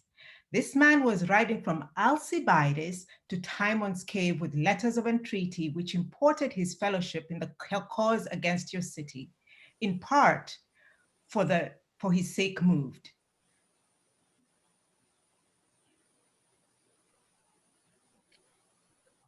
Others. No talk of Timon. Nothing of him expect. The enemy's drum is heard, and fearful scouring doth choke the air with dust. In and prepare. Ours is the fall, I fear, our foes the snare. Exeunt. Act 5, Scene 3, The Woods, a rude tomb near Timon's cave. Enter a soldier in the woods seeking Timon, a rude tomb seen. By all description, this should be the place. Who's here? Speak ho! No answer? What is this? Dead is... Timon is dead. Who hath outstretched his span? Some beast with this that does not live a man.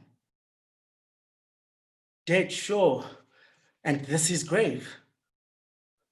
What's on the tomb I cannot read. The characters I'll take with wax. Our captain hath in every figure skill, an age interpreter, though young in days.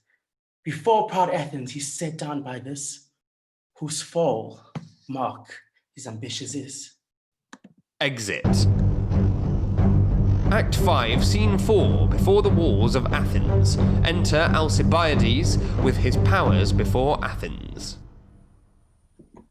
Sound to this coward and lascivious town our terrible approach. Till now you have gone on and filled the time with all licentious measure, making your wills the scope of justice. Till now, myself and such as slept within the shadow of your power have wandered with our traversed arms and breathed our sufferance vainly. Now the time is flush when crouching marrow in the bearer strong cries of itself, no more. Now breathless wrong shall sit and pant in your great chairs of ease, and pursy insolence shall break his wind with fear and horrid flight. Noble and young, when thy first griefs were but a mere conceit, ere thou hadst power or we had cause of fear, we sent to thee to give thy rages balm, to wipe out our ingratitude with loves above their quantity. So did we woo transformed Timon to our city's love by humble message and promised means. We were not all unkind, nor all deserve the common strokes of war. These walls of ours were not created by those hands from whom you have received your grief, nor are they such that these great towers, trophies, and schools should fall for private faults in them. Nor are they living, who were the motives that you first went out. Shame. They wanted cunning and excess, hath broke their hearts. March, noble lord, into our city with banner spread. By decimation, and a tithe of death of thy revenge's hunger for that food which nature loathes, take thou destined tenth, and by the hazard of the spotted die, let die the spotted. But all have not offended. For those that were, it is not square to take on those that are revenge. Crimes, like lands, are not inherited. Then, dear countrymen, bring in thy ranks, but leave without thy rage. Spare thy Athenian cradle, and those kin which in the bluster of thy wrath must fall with those that have offended.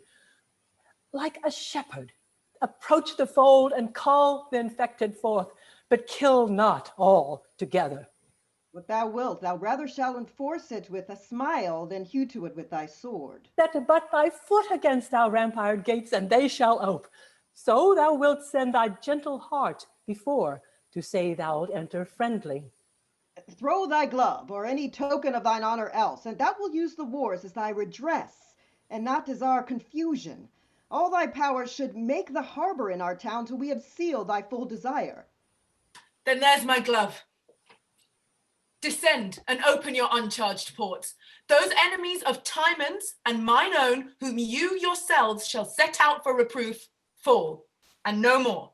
And to atone your fears with my more noble meaning, not a man shall pass his quarter or offend the stream of regular justice in your city's bounds, but shall be remedied to your public laws at heaviest answer. 'Tis most nobly spoken. Descend and keep your words. My noble general, Timon is dead, entombed upon the very hem of the sea, and on his grave this inscripture, which with wax I brought away, whose impression interprets my poor ignorance. Here lies a wretched corse, of wretched soul bereft. Seek not my name, a plague consume you, wicked caitiffs left. Here lie I, Timon, who alone all living men did hate. Pass by and curse thy fill, but pass and stay not here thy gate. These well express in thee thy latter spirits. Though thou abhorrest in us our human griefs, scornst our brains flow, and those are droplets which from misered nature fall, yet rich conceit taught thee to make vast Neptune weep for I on thy low grave, on faults forgiven. Dead is noble Timon, of whose memory hereafter more. Bring me into your city, and I will use the olive with my sword. Make war, breed peace. Make peace, stint war. Make each prescribe to other as each other's leech. Let our drums strike. Exeunt.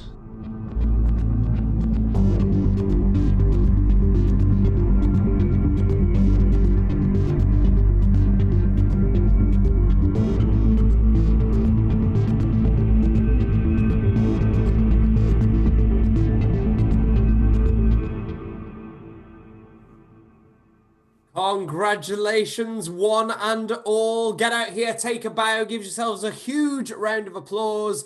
Thank you to all of you watching from around the world at home, wherever you are. We thank you for joining us. We thank you for sticking with us till the bitter end. Please allow me to introduce you at this time to our incredible cast and crew, starting as always with the fabulous Sarah Peachy. Hi everyone, I'm Sarah. I'm an actor and innovation project manager based in Glasgow. Our Associate Director, Stage Manager and Master of Props, Emily Ingram. Hi, my name's Emily. I'm a writer, director and stage manager based in Edinburgh in Scotland. Our Associate Producer, Matt Rhodes. Hi, I'm Matthew Rhodes. I'm an emerging theatre artist on unceded Musqueam, Squamish and Tsleil-Waututh territory, also called Vancouver, Canada. On Music and Sound, it's Adam Gibson. Hi, I'm Adam. I'm a sound designer and composer based in London. And our wonderful Patreon and social media officer, Ruth Page. Everyone, I am a Midlands born and based actor and social media manager. With special thanks this week to movement and fight directors Enrico Ortuño and Yarit Dore for dance choreography, and to Betsy Bowman for their amazing LED fan dancing. Thank you so much. And now for our cast for this evening. If he's recovered as Timon of Athens, it's Ben Crystal. Hello, I'm Ben Crystal. I'm an actor based at the moment in North Wales. Wonderful. As Flavius, Alex Phelps. Hello, I'm Alex Phelps, an actor based in London. As Apemantus, Miguel Pérez.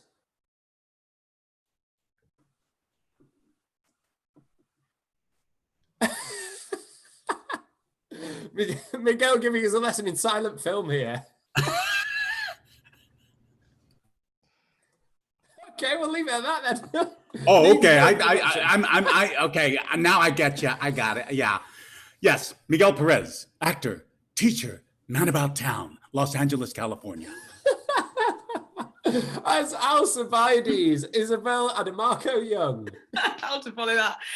Isabel Adomakoh Young. I'm a writer, actor, and drag king based in London. He's still very much in Apemantus mode, isn't he? Poet, Gabriel Akamo. Hello, I'm Gabriel Akamo. I am an actor and poet based in London. As painter, Michael A. Lake. Hello, I'm Michael A. Lake. I'm an actor and an artist based out of upstate New York. As third senator, Mary Hayes. Hi, I'm Mari Hayes. I'm an actor based in Atlanta, Georgia.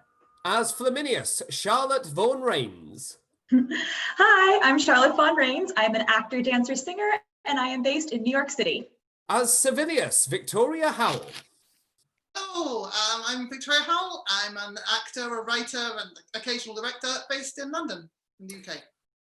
Thank you so much. And now for our incredible and indeed vast ensemble for this evening, taking on so many parts and pulling them off with aplomb. First of all, it's John-Otto Phike.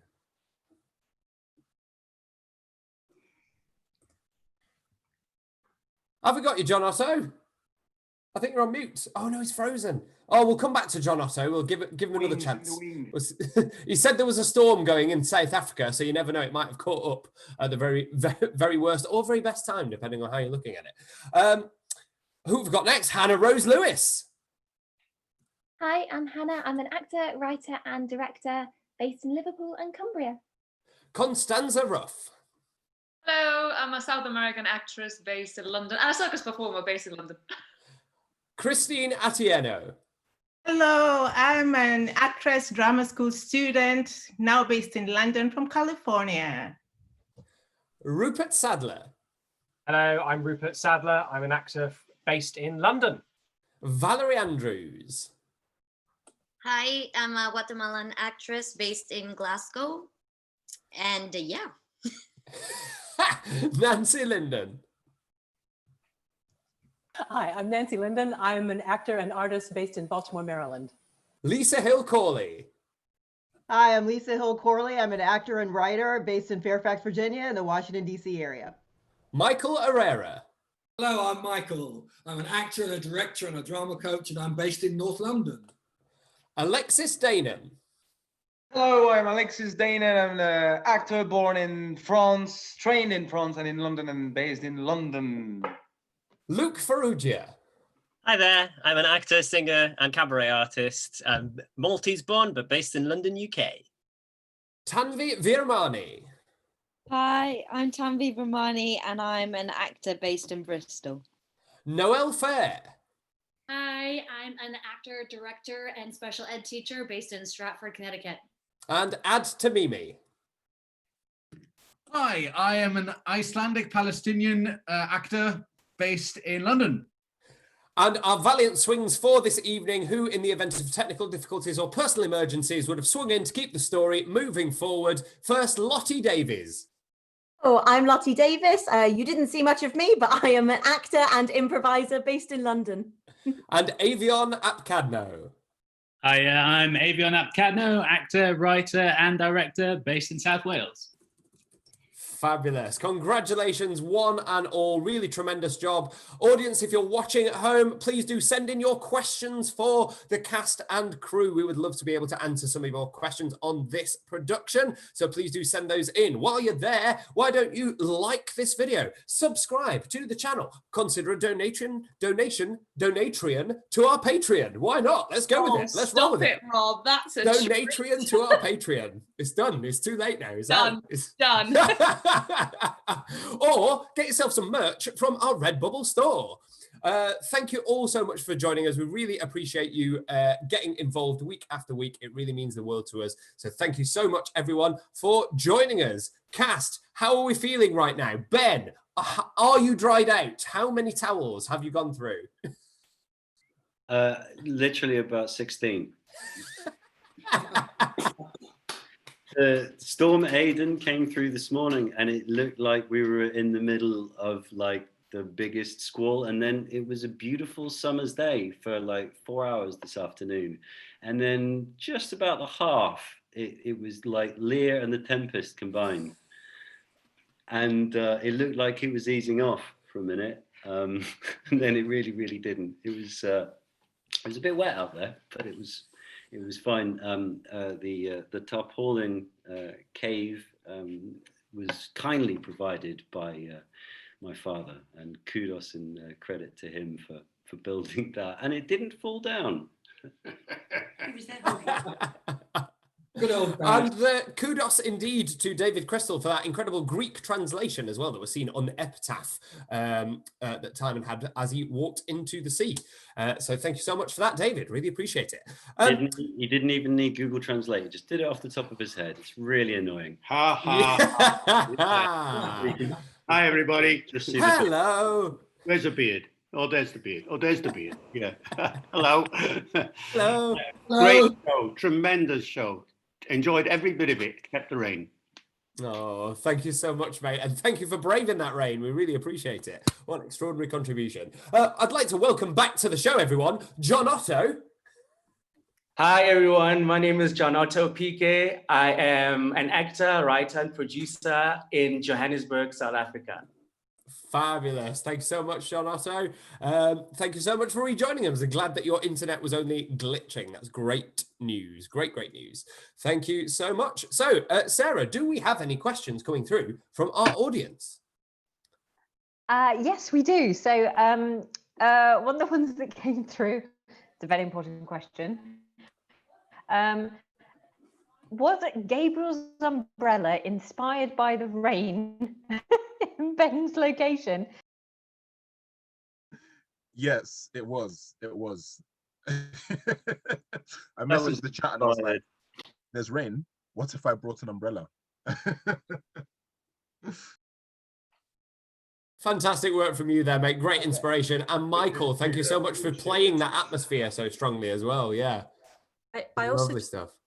Rob, I just want to jump in to highlight the fact that in about 2 minutes, Gabriel managed to produce an umbrella that not only fit the scene perfectly, but matched his outfit as well, like extraordinarily well. That was disconcertingly good. Absolutely, absolutely. I noticed Lisa Hill-Corley breaking out the umbrella as well. Fantastic work, fantastic work. I also saw some very worthwhile subliminal messaging in there at some point as well, which I welcome and thank you for. Fabulous, fabulous work. Any more questions from our audience, Sarah? Yes. Oh yeah, so we had one question came through.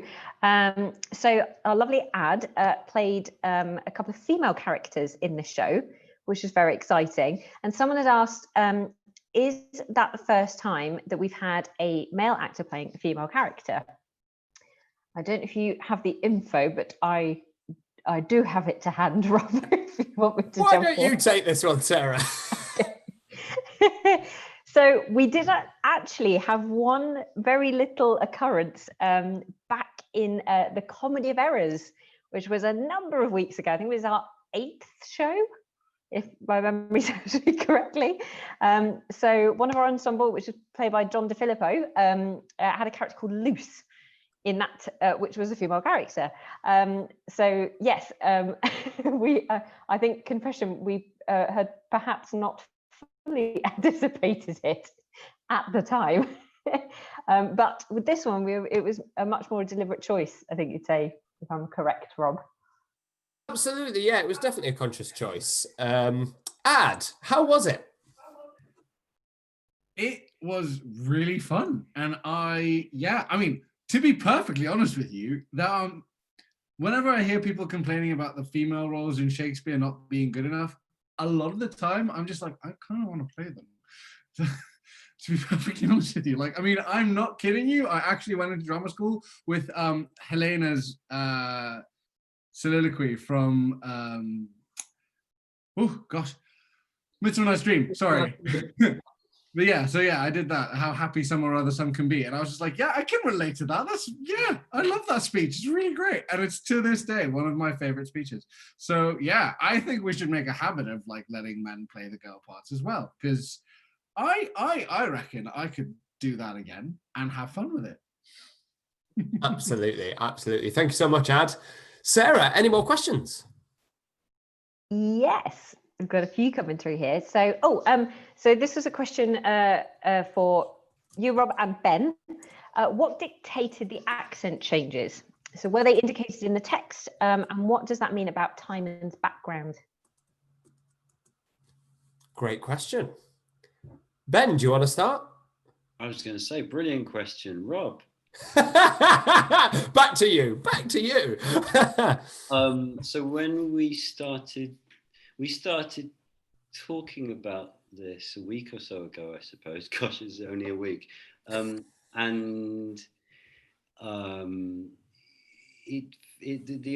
idea of swinging from RP when Timon is wealthy and at the beginning, and swinging through to OP for the latter half was a very broad sketch. And as we worked over it over these last 2.5 days, Rob and I, it was Rob that was leading it, to be fair. We plotted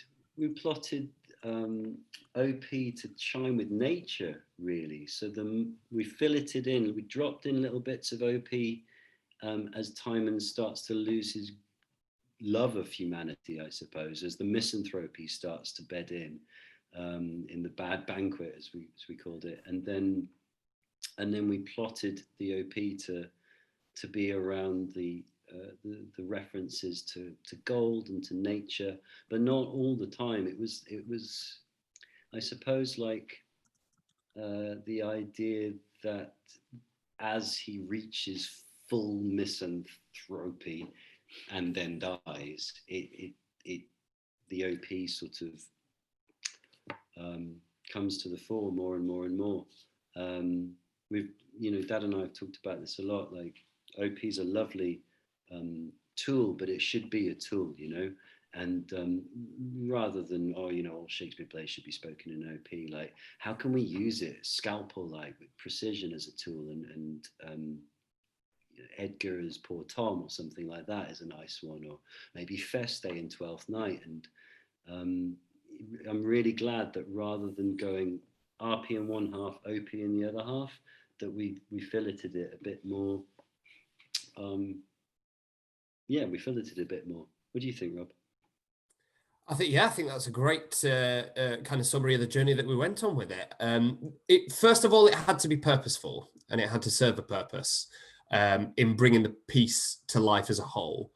I thought it was really interesting that Simon, at the start of the show, brought up the two voices of the play, and a way of bridging or unifying those two voices, because while I don't think either Ben or I really saw the play in those terms necessarily, certainly in terms of Middleton's voice as being necessarily all that distinct from Shakespeare's in the first half, we definitely found a change and a transformation, and all good characterization deals with transformation, right? So it felt to me like it was a really valid and a really interesting toolkit to work with. So as our actors hopefully will attest, we always say that we believe in the wisdom of crowds, and we believe in people bringing their skills and their tools to the group. And what we try and do is create a sandbox where everyone brings their toys and then we play with each other's toys together. That sounded worse than it was supposed to. But I'm going to move swiftly on. But the thing is that Ben has this unique set of tools, or this very specific set of skills, if you want to go all Liam Neeson about it. I was about to say that was properly taken. Yeah. I will find you. We will kill you. Thank you for doing Liam Neeson's American accent, Ben. Thank you. That was spot on. That was the OP again. Damn it. But also, you know, something else that came up was, you know, I like most actors, I think, have experienced a request or a demand to pull away from your natural speaking voice and to take on whatever Shakespeare the hell is supposed to sound like, whether that's RP or you know, a type of accent that you don't naturally speak, because it's Shakespeare, right?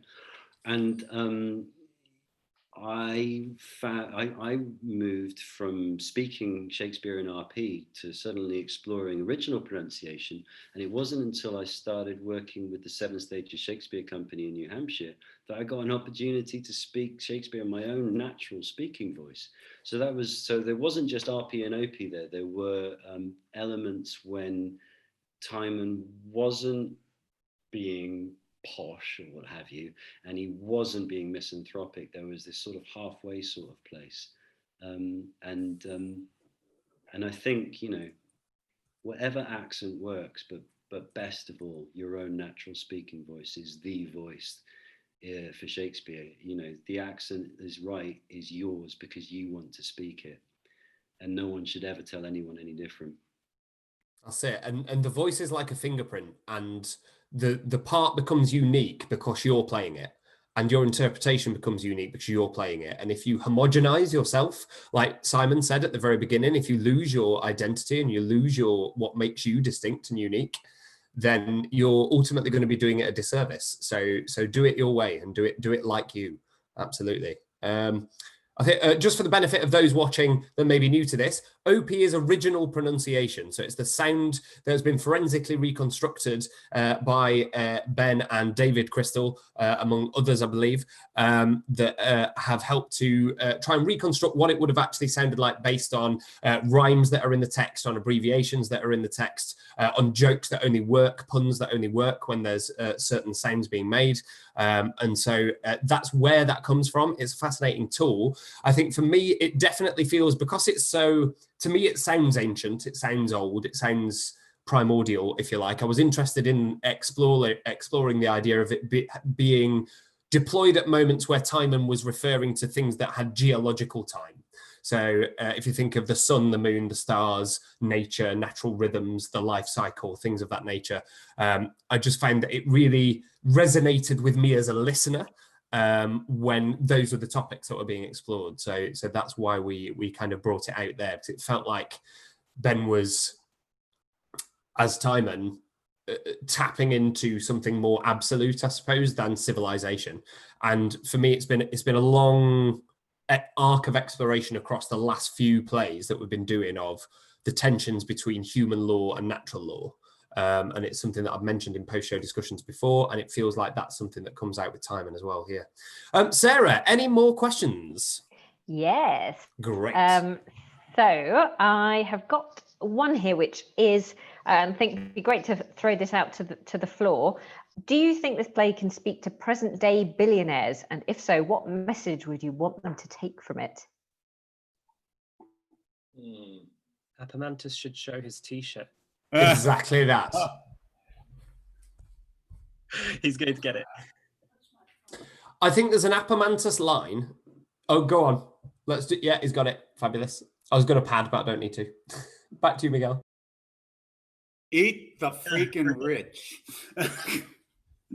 Yeah, no, this play speaks to what's happening in our life today, and I especially here in this country.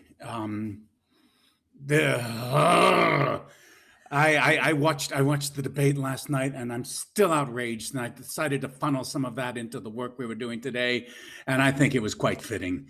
And thank you for allowing me to indulge that with all of you. But yes, this play is very relevant to not only to billionaires today, but to the poor and the downtrodden and the ignored today.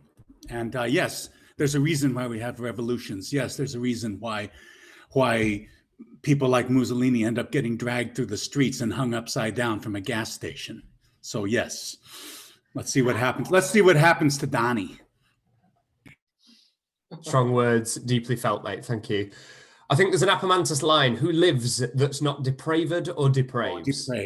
Depraved, yeah. And there's another one also. What man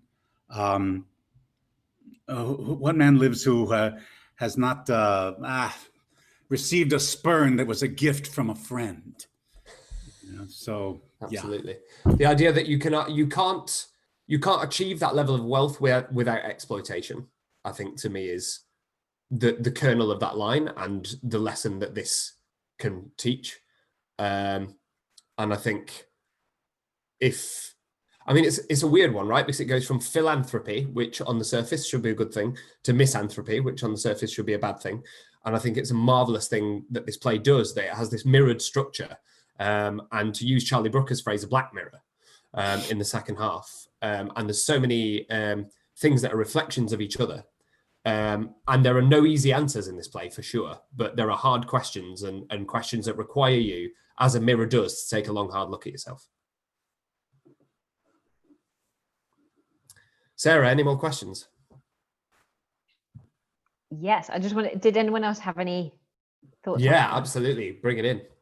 Well, I suppose as Hamlet says, to hold a mirror, as it were, up to nature. I think that says quite a lot. There's also another line in 4:3 that Timon says. It's something like, for there is boundless theft in limited professions. Makes me think of all the people who are higher ups and committing theft left and right in our country.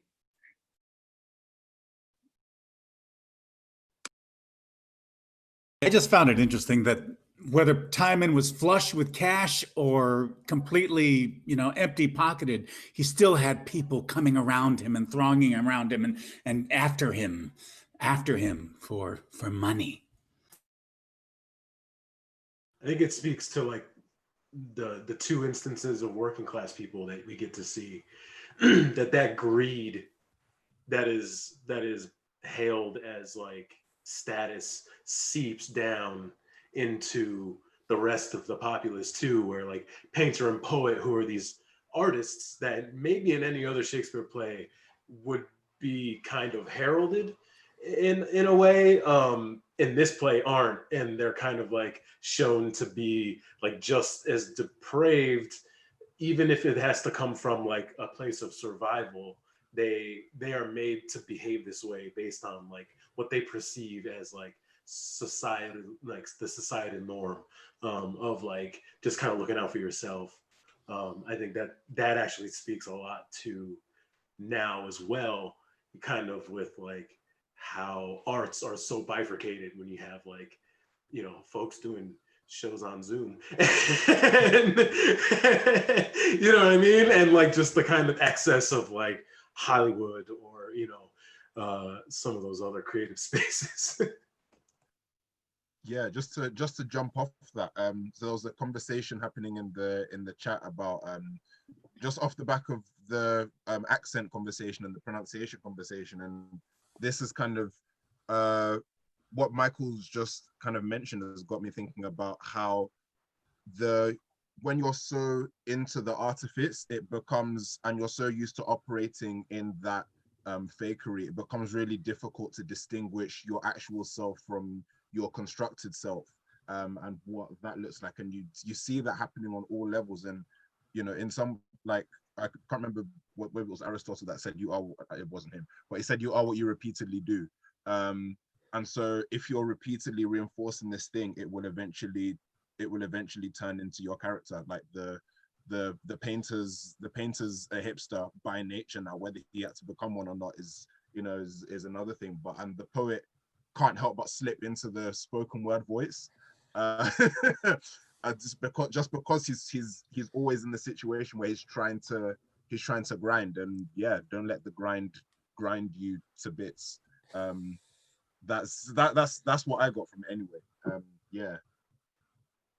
Absolutely. We spoke about the working class artists and the way that this top-down haves and have-not system makes people compete for scraps and turns them against each other. And that's part of the tragic quality of the play for me. I think for me, I found it very interesting how the servants are also so actively partaking in this greed that their masters are a part of. And they actually don't realize that they're fighting for something that it doesn't even belong to them, that it will never even belong to them. But they want this money so bad, like it's just like they're fighting for themselves. But yeah, I just found that interesting, that in between of, I'm fighting for someone else who might not even repay me for what I'm fighting for. And just like, that's just life in general. We work so hard for companies and all these things in hopes that we'll get repaid for our work. But you know what I mean? Yeah. Absolutely, that idea of investment in a payoff that never quite comes. I'd love to talk to Michael. I think, Sarah, you've got a question for Michael. Yes, so this Michael E. Lake, this is, so someone was asking how long the painting took. And did Ben see it before the show, or was it the first time? Let me get it. So this took, I guess I did like an hour of a sketch, and then did some ink. It's ink and alcohol-based marker. So yeah, it took it didn't take as long as it looks like it took. It's fairly big, which helps. It's like 20 by 15. So yeah, it's actually what I do outside of, theater. Is I primarily work in like American comic book style art. So yeah, but it took, all in all, probably took about 5 hours. Do you have a page people can go to? Yeah, you can check out some stuff I've got on my Instagram.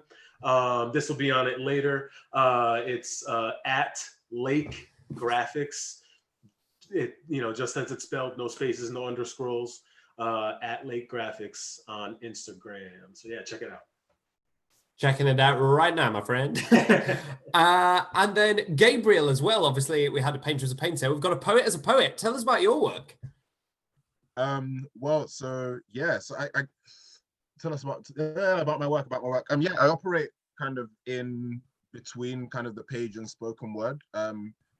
I don't really like the distinction between the two so much, because I just think that's a bit compartmentalizing. But yeah, I've in the first scene, I was basically plugging my in real life book to Timon. Yes. So yeah, it's called At the Speed of Dark. It's not about a wealthy man who is beckoned by the goddess of fortune up a mountain. But unfortunately, that might be my next one. But yeah, check it out. Where can you get it? Right, this is international. So it's published with a company called Bad Betty Press. And I think they ship internationally, but you should be able to get it on like Amazon or Waterstones, or I'm not sure if like Barnes and Noble for the American viewers have it. But yeah, it's my handle is Gabriel Akamo. It's my name on Twitter and Instagram, and you'll see a link to that there. Fabulous. Thanks so much. Sarah, do we have any more questions? Yes, so I've got one here about Flavius. So great one for you, Alex, to pick up. So the person said, I'd love to know what the inspiration was for Flavius' character, as many audiences seem to relate to him. I think it's that kind of, well, for me, it was, it's looking at all of your head butlers throughout time. So if you've read, Remains of the Day, or if you've seen Downton Abbey or whatever, and you look at the sort of head butlers, they're probably the most informed people in the entire household, because they see absolutely everything that's going on. And well, there's so much knowledge, and I guess with knowledge comes a certain amount of power, and he can see how much time it is spending and where eventually the whole thing is going. So right from the start, he's the only character who knows where this is going to end up, and he desperately tries to save his boss, but it just doesn't work and spirals. He sticks with him to the end. But yeah, so it comes from every head butler and steward throughout time, I guess. That's where mine came from anyway. Thank you. It was such a wonderful, impassioned, empathetic portrayal, Alex. It was just a joy to watch. Yeah, that's very kind of you. Thank you very much. Thank you. But it's in the language. I think what's lovely about Flavius in general is that if you look at it, he sort of only speaks in alliteration and in couplets. He has all of the couplets. He says, "Give great gifts," and so there's a certain structure there that kind of allows for that empathy. From what I notice, is the only character that is openly talks about weeping and crying and in the entire play, and it's sort of that kind of thing. I think like he has this absolute undying thought that Timon is good no matter what. He says, "Undone by goodness." He says, "What viler thing upon the earth than friends that has brought noblest minds to basest ends?" So it's that kind of like undying passion for I don't know, for someone that you really respect, I suppose. Yeah. Beautiful. Sarah, any more questions? Yes, so I've got actually two questions that relate to each other. So I'll throw them out as a double question, but then I can repeat the first one in case that throws off. And this might be good for Ben to certainly start with. So the first question was, do we miss or are we cheated of a death scene for Timon, or do you like how it all unfolded? And then the other question that related was, if there was a death scene for Timon, if a death scene for Timon had survived in the play, how do you think he would have died? Would it have been misery, starvation, murdered for his gold? Yeah, I would really love to hear what everyone else thinks about this, but we talked about the fact that the more that he lets go of a love for mankind, the more that he leans into the misanthropy, the less life force he sort of has in him. And I can't remember when it was in rehearsal, but we joked that it was a bit like when Luke sort of evaporates at the end of whichever Star Wars film it was, I can't remember now, damn it. But that he just kind of, that's why we chose to have him walk out of frame. That it just, he reaches this sort of zenith of misanthropy, and then the last sort of toe hold or fingerprint hold or touch hold of, because we can't exist without each other, I mean, goodness knows these last months have shown that more than anything else. And I think when you step away from that, you step out into space, I suppose. Yeah, we are cheated a little bit of a death scene. Goodness, maybe maybe like is it Calpurnia and Julius Caesar's like swallowing hot coals? Maybe he should have heated up the gold and swallowed it. Yeah, I would like to see that Elizabethan trick on stage. Yeah, we obviously Ben bravely walked out into the Welsh Sea in order to disappear as Timon for the final time, which is wonderful dedication to the cause. But what I like about it is that the play kind of gives clues, and some of those clues are more obvious, some less. There's a tomb. There can't be a tomb if you kill yourself or if you die on your own, alone. How is there a tomb? So that was a question that we had to answer.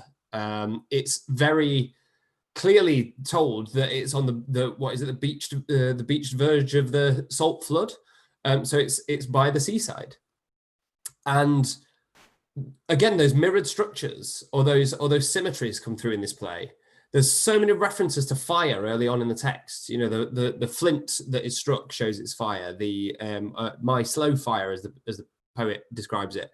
And then we get the salt of Flavius's tears, as Alex has pointed out. And then we get these references to the sea at the end. And you get this almost, I can't really think of a better example than Atlantis, but like an Atlantean, like it explodes and it falls into the sea and it cools and it sinks and it disappears. And there was a great person or a great civilization that's vanished, and that's it. So that's why we came to the decision we did come to. Now for the fan fiction theories. Craziest deaths for Timon, everyone. Mine's not crazy, but I think maybe I like the headcanon that I have with him just like walking into the ocean and then like washing up somewhere up the coast, and somebody's like, "Oh, I know this dude," and so they bury him. So like, yeah, I think I kind of like that idea. Either that, or he's just too close to the ocean, and like high tide comes, and he just drowns in his cave. But that's my dark and twisty mind. I love it. It puts me in mind of Game of Thrones did a Portia-esque ending, didn't they? Where someone was made to drink liquid gold. That would be... It was a crown on his head. That was it. That was it. Yes. Thank you, Ahd. I remember reading or knowing about productions where they made the choice to have Timon commit suicide. And I remember one specifically talked about, and this was in reading it a couple years ago, they mentioned in one production they made a choice to actually have Timon hang himself from the same tree that he wanted to hang the senators from. There's been some very like bleak Timon endings going on, but one of the better, like I think one of the more funner ones was that Flavius and Timon go off, that Flavius takes him out of that situation, that they go off and they live like a peaceful life together somewhere else, and he takes care of him for the rest of his life. My headcanon. Oh, sorry. No, go ahead. My bleak headcanon, as I was sort of watching Ben just sort of like in the muck and everything, as I was watching that, I just thought to myself, like, what would it be if he just went into that cave and just never came out, and just like out of spite of all of man, just ceased to live? Like he stopped eating, just all of this sort of hatred towards man kind of turned in on him, and he just died out of spite. That's sort of where I went with it anyway. I sort of agree with you a bit, Ahd. It's a bit like, well, you made comparisons earlier about King Lear as well. Is it Enobarbus in Antony and Cleopatra, where they both, in Shakespeare's time, you can just die of grief. Yeah, it can be so tragic that your body just stops working. And I think in some ways that's the drama of this, is that's why his death isn't revealed, because it is in some ways quite a sort of anticlimax, because he just stops, and it's like what you said, Ben, in terms of that he disappears from the stage because the tragedy is so much, Timon cannot take it anymore. That's sort of what I thought. Yeah. I'm a real big fan of just assuming that Shakespeare's right. Let's not assume that the play's broken. Let's, like with Pericles or with this play, certainly coming to this, I was like, oh yeah, Timon, it's that one about the rich dude that becomes a poor dude, and then he just shouts for like the second half, and then it's done. And it's supposed to be like badly written by Shakespeare's co-author, because it's Shakespeare and he only wrote with bad co-writers, right? And we blame all the bad writing on the co-writer. But I love the idea that like this is exactly the play that it was supposed to be. And maybe that's what happens if you completely commit to misanthropy, if you completely reject humanity. That's it. It's just gone, right? It's horrible. It's really, really, really, really bleak. And I think the bleakest bit is perhaps missed and glossed over, certainly in the productions I've seen, not in this one, with all you guys did after I was gone, like the scene where the senators basically go, yeah, Alcibiades, yeah, we're really scared, sorry, come into the city, but could you just put the swords down? And oh no, yeah, we can all do that, but like, can you do it peacefully? And it's just everything that was stood for is dissolved into brinkmanship and politicking and negotiation, and nothing really changed. You can kill 10% of the people. It's fine. It's so. I don't even know if there is a bleaker play than this that Shakespeare. No. But, it is. It is. I feel like Titus is lighter than this one in some ways. I wouldn't mind seeing Timon transform into a creature of the forest, like a deer or something, and just sort of run off. And maybe Apemantus just watches him run off into the forest, and that's all right. If Timon is a deer, what is Apemantus? A bear. Fabulous. Clearly a fox. Clearly a fox. That makes Flavius the unicorn, right?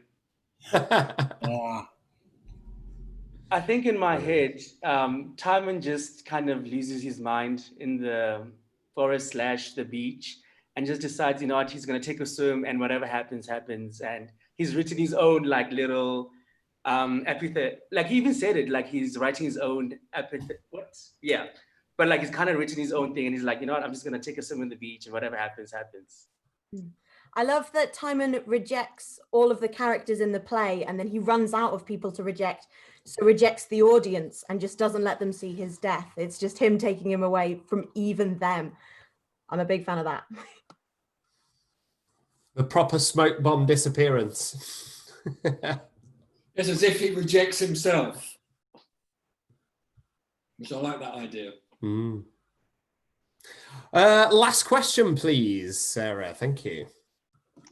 Sure thing. So this one for everyone, particularly our lovely ensemble cast. So someone has asked, I would love to know how the cast made sense of the world you were trying to create.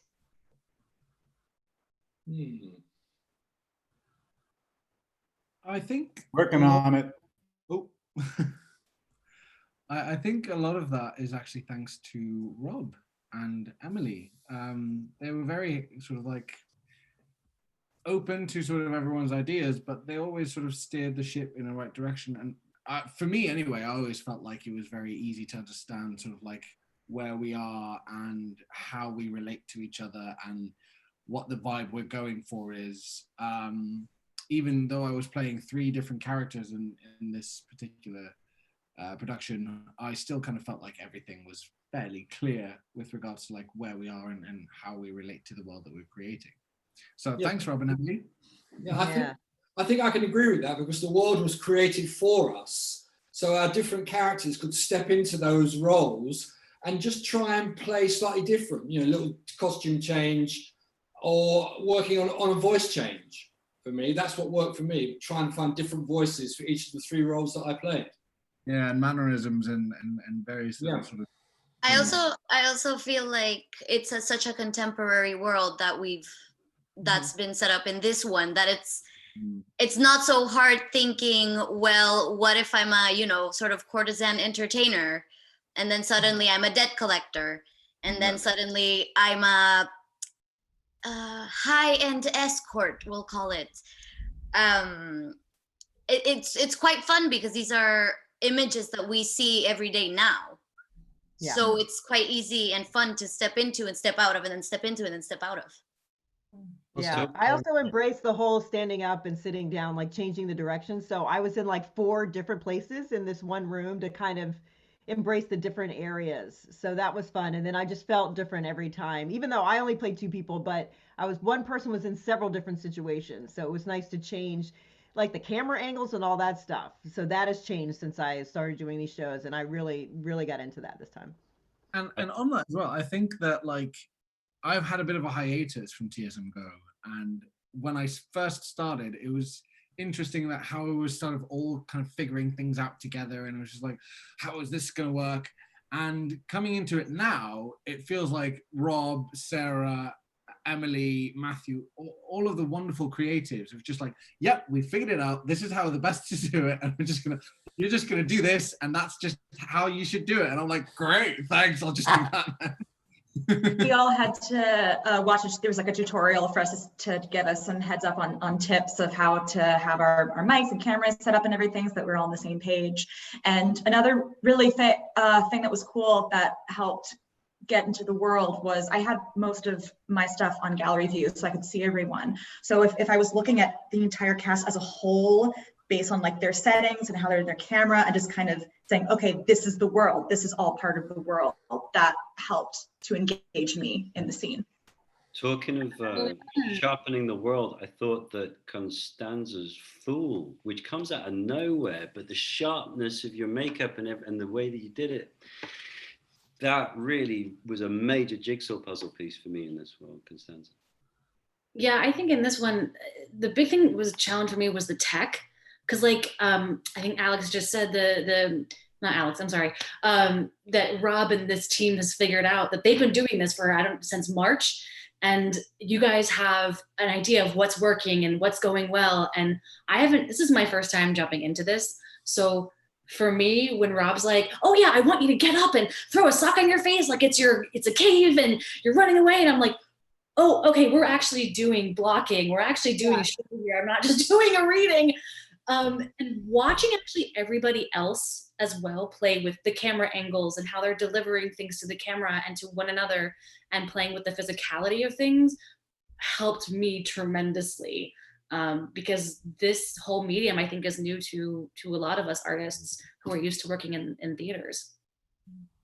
And I feel like playing the multiple roles in the ensemble, if you were just very committed and clear about the storyline and you actually stayed with it throughout the play, you're just riding this smooth ride, and somewhere along the way you have to get off and you have to do something. So just do your job and get on the bus, and the bus keeps moving and you know what's happening, and oh, here we are, so it's another stop. So I also think it's great because it lets you also interact with everybody, whilst when you normally have one character, you just are part of like some bit of the world, whilst here you can be part of everybody's world, even if it's just for like a hot second. So that's also, it's also pretty cool. The hot seconds give you an opportunity to bring, I think, much needed energy to the scene. Like I felt like there were places where I had one line, but I had everything in me to bring that one line with one big breath. Or if you were just providing atmosphere, it was fun to just like do your thing and know that you were adding to the scene, even though you weren't saying anything. Yeah, exactly. I think my favorite line in the entire play was, yes. It was brilliant. It was brilliant. And you did it beautifully. And one of the things I want to highlight, and I'm actually, I noticed you do this particularly, Ahd, is the alumni in the cast who were sharing their experiences of doing the show must go online previously with the first timers. That was really great to see, partly because it makes me and Matt and Sarah and Ruth and Rob's job so much easier, but also because, you know, at the end of the day, this is, you know, a shared experience. This is about people coming together to create theatre together. So it was just really lovely to see our alumni be so generous with their time and knowledge, and particularly Ahd, I noticed you do that. So, you know, many noisy Zoom round of applause to you all. Absolutely, absolutely. Yeah, I can agree, because being a first timer, the help of everybody else who'd done the shows before was so useful, because I was expecting to do a reading. And of course, it became a whole performance and a whole physical characterizations of everybody in the cast. And you think, Christ, I'm going to do that too. That's great. So it was a real pleasure. So thank you all who've been in the shows before for helping me. Much appreciated. Wonderful. Thanks so much. And with that, I'm afraid that's all we have time for. In fact, we've run significantly over time, but we're having such fascinating chats, I didn't want to cut it short. But thank you all for joining us. Thank you to those of you who have stayed with us till the bitter end. If you haven't done it already, please like the video, subscribe to the channel, follow us on social media, and all of that good stuff. If you've enjoyed this evening's show, whether that was the first discussion with Sir Simon Russell Beale, whether it was the show itself or whether it was post-show chats, please do consider making a donation to our Patreon, and we would love to see you next week for our all-women and non-binary cast version of William Shakespeare's Macbeth, a bloody tragic thriller. Can't wait to do that, can't wait to see you there. Thank you so much, and good night. Bye, everybody.